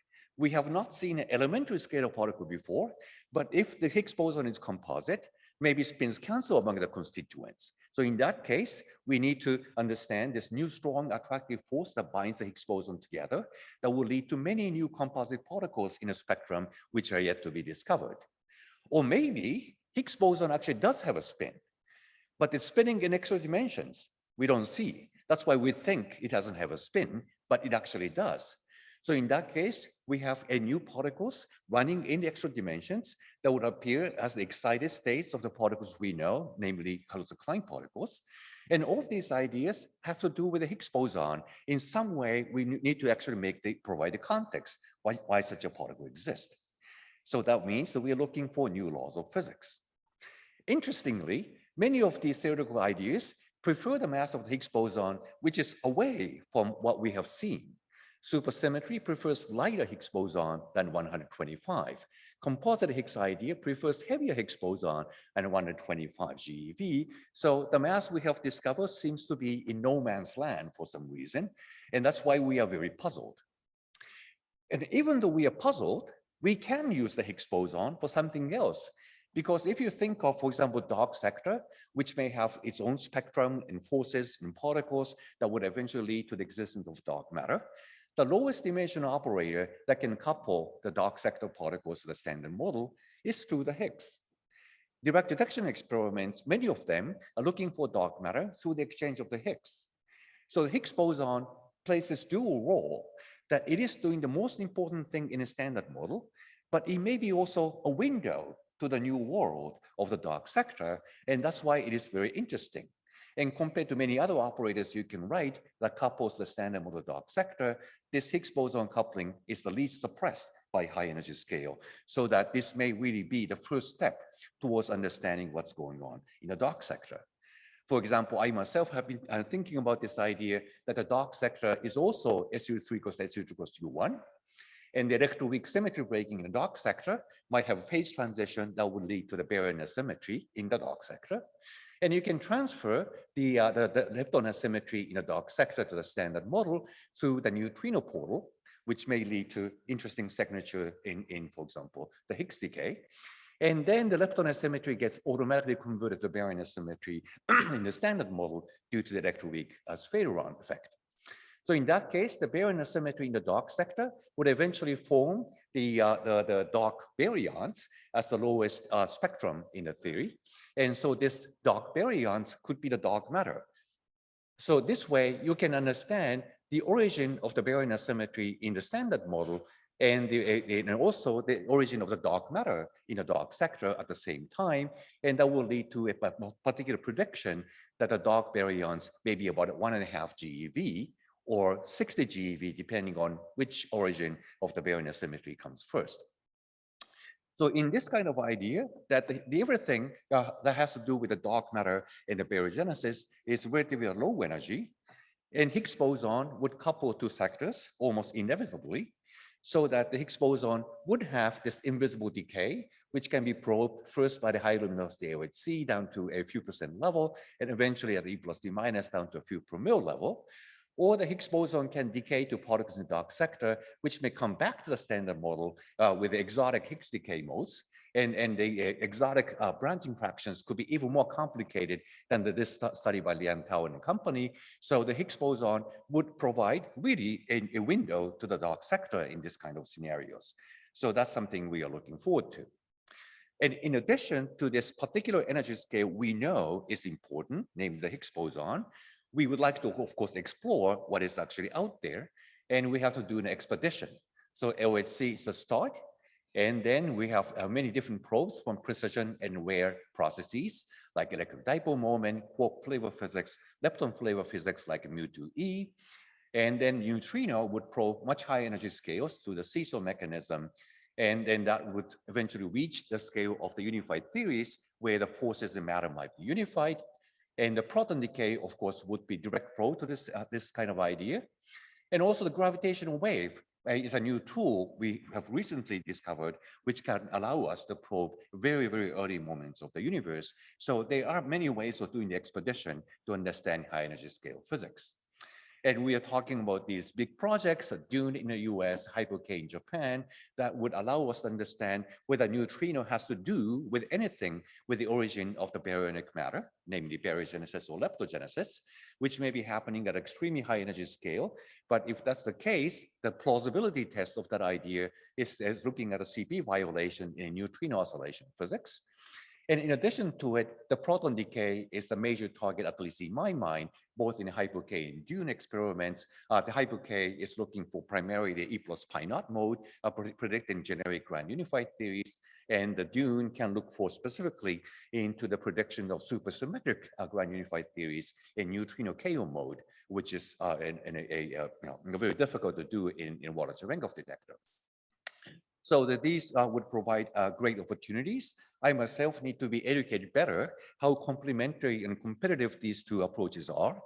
They are very different experiments, one using the narrow band beam from the alpha axis in Waller-Cherenkov, another one using broadband beam on a liquid argon experiments. I'm sure there are many different things we can learn from having both, and I'd like to understand this better. I had a great opportunity to actually get into Super Cameo Canada a few years ago. I put on this gondola and gradually gone into this water strength detector. And it's really, really amazing. Looking at all these pollutants at the top and the side and looking downwards from the gondola, looking at the bottom of this tank. And it's amazing and beautiful and how deep and big these projects are. And you can see how clear the water is. You can see the bottom pollutants through the water with a couple of meters depth. And you know, I can't help thinking about what would happen when our civilization dies, new generation of civilization arises, and the archaeologists of that new civilization happens to discover the Super K. I'm sure they would argue that this was a religious site, right? I'm sure of it. But anyway, so the one thing which is very difficult in this business is that the region for this mass of what is called the right-handed neutrino, which might have generated asymmetry in baryon and the lepton at the early universe, is extremely high, somewhere between 10 to the 10th GeV and 10 to the 15 GeV. Interestingly, it is not quite a Planck scale either. So these masses are presumably generated by its own Higgs mechanism, but with a phase transition at a high energy scale. And that phase transition actually is bound to produce something similar to the flux tubes in type 2 superconductors, namely cosmic strings. And those cosmic strings have the possibility of producing gravitational waves, which may be detected by the future observatories. So the neutrino physics doesn't stand alone. It's really coupled to other probes in cosmic frontier and energy frontier in many different ways. And we know that the one thing, great success of the accelerator-based physics experiment is that we managed to throw neutrons at protons to see how they can stick together to form helium. That's a nuclear fusion process, obviously. And looking at the experiment in laboratory, we can predict that the hydrogen to helium ratio in the universe must be 1 to 3. And that's exactly what we find in telescopes by looking at astronomical spectra. The hydrogen to helium ratio is indeed 1 to 3. So what we can do in the laboratory is exactly what has happened in the early universe. So accelerators can really reproduce what was happening at the earliest moments in the universe. We hope to do that once again using dark matter. If we can find dark matter in accelerators, and measure its properties in great detail. If you also find dark matter in underground experiments or indirect detection, understand its reactions in the universe today, then we can compare them against each other to see if the property of dark matter we understand in accelerators is really the property of dark matter we see in the universe today. So that will be a great repetition of this great success we already had with the Big Bang nuclear synthesis. And so we hope to learn a lot more this way. And pushing the physics in this direction is the high energy colliders indeed. But at the same time, as I mentioned already, things like leptogenesis happens in extremely high energies. And also inflation is at the very beginning of the universe, as I mentioned earlier. But they can lead to gravitational wave signature, which may be seen by new gravitational wave observatories. Inflation will also stretch the universe out, at the same time jiggles of space-time. The jiggling of space-time eventually becomes classical and become gravitational waves. And those gravitational waves would also jiggle the photons from cosmic microwave background, producing this B-bone polarization, which what we're looking forward to discover in CMB experiments. So there are many probes we can think of, looking back into earliest moments of the universe. At the same time, we also want to understand the future of the universe, whether the universe keeps expanding exponentially or would eventually turn back into the decelerating expansion in the future. And so the dark energy experiments also are proliferating here. And we have the space-based experiments like Euclid and Roman. We have the galaxy surveys on the ground. DESI is already happening. Rubin is coming soon. PFS, I'm involved, will come in in a year and a half or so. And all of these things would probe also a very important idea from the quantum gravity and string theory named swampland, which predicts that dark energy is not a cosmological constant, but should slowly decrease as a function of time. Whether that is true or not would have a profound implication in our theoretical understanding of the universe somehow.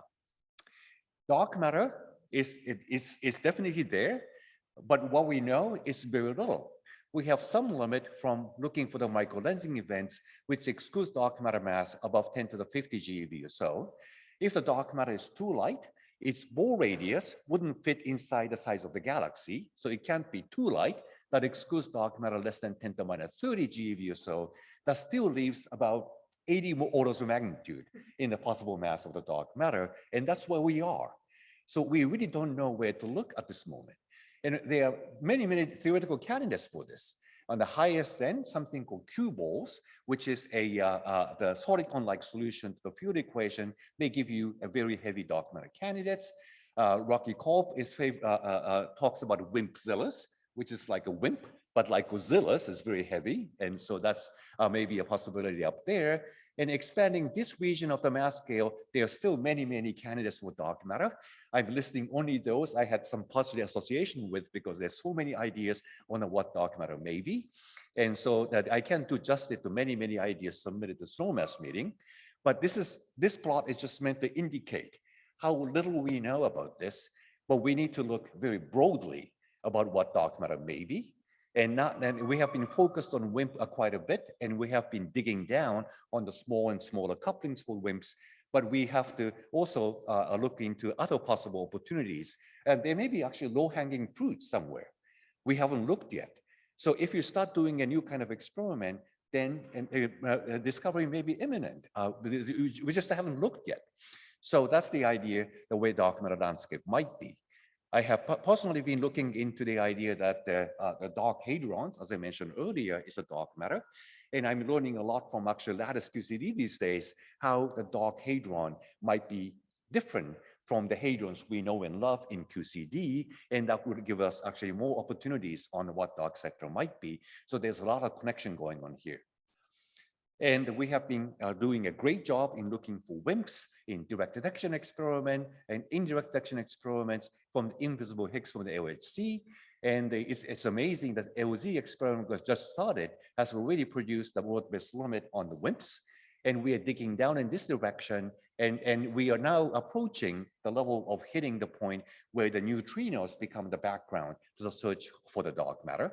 That's a neutrino floor. And at least we need to get there, I believe, in my mind. So there have been an explosion of ideas, both theoretically and experimentally, concerning dark matter. There are many new dark matter models, which we haven't thought about before. There are many new experimental proposals to look for the dark matter. A direct detection experiment with noble gas that is happening, but different noble gas can be used. New quantum sensors, cavities, radio, even chemical technique, like a magnetic avalanche of certain molecules. We have been also doing the indirect detection with the gamma rays and the antimatter and neutrinos. And WIMPs, as I said, should be switched down to neutrino floor, but other opportunities should be also pursued because, as I said, there could be low-hanging fruits out there. And lastly, I'd like to mention just one thing about this issue of the hierarchy problem. And the hierarchy problem actually is something we actually grappled with at the end of the 19th century, when J.J. Thomson discovered the electron as a point particle. And when Maxwell told us the theory of electromagnetism, there was already a hierarchy problem. And I'm sorry that this is misplaced by the conversion from Keynote to PowerPoint, but the idea here is that if the electron is point-like, a very tiny size, and we know the electron is more than 10 to the minus 17 centimeters from the accelerator-based experiments today, and that small size would produce the Coulomb self-energy of the electron, which is bigger than a GeV. And that can't be true, right? We know the mass of the electron is half MeV.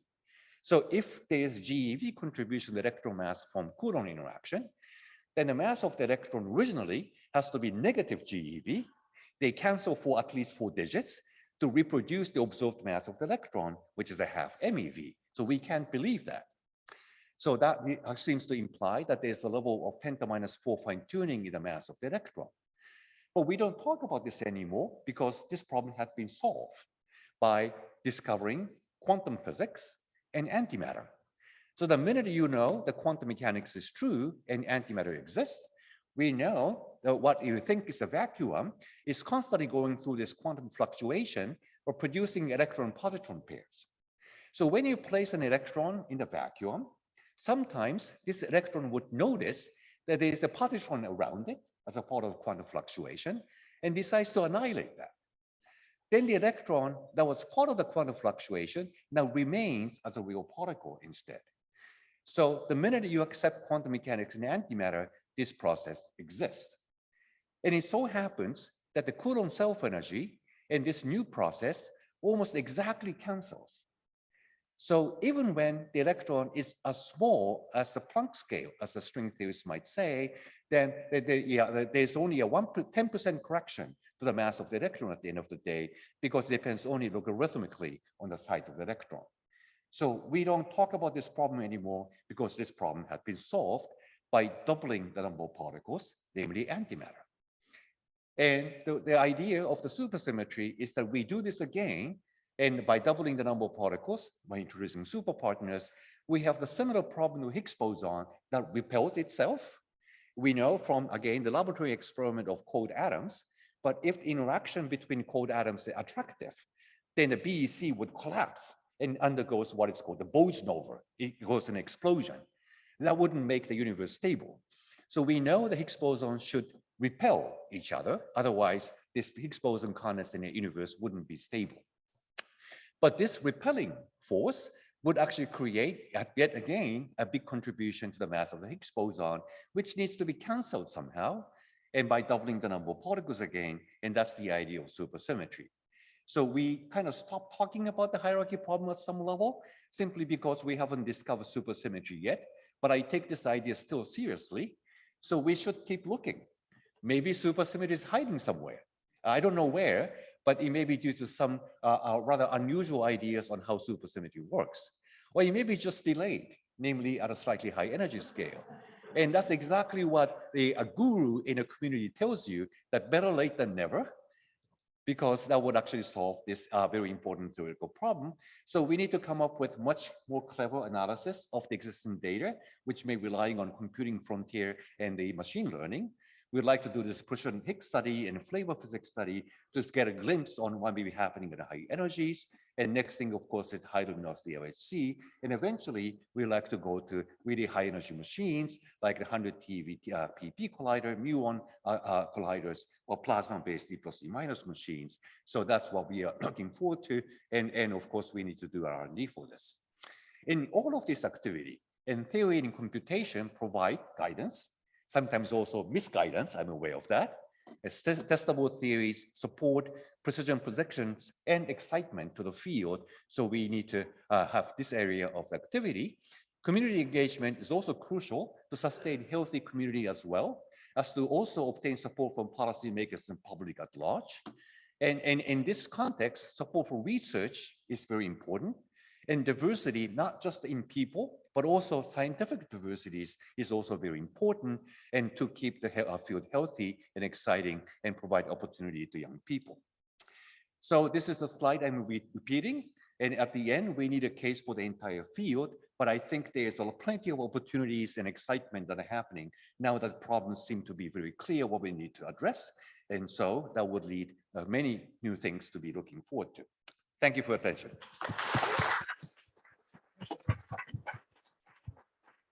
Thank you very much. Really, thank you very much, Hitoshi, for such a wonderful talk. Quite inspiring. And I think the broad coverage topic certainly will be discussed in great detail during our workshop and in the SNOMAS process as well. Thank you very much again, Hitoshi.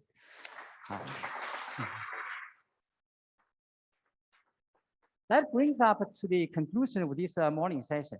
So we will come back after the lunch break at 2 o'clock at the same place here. So have a nice lunch break.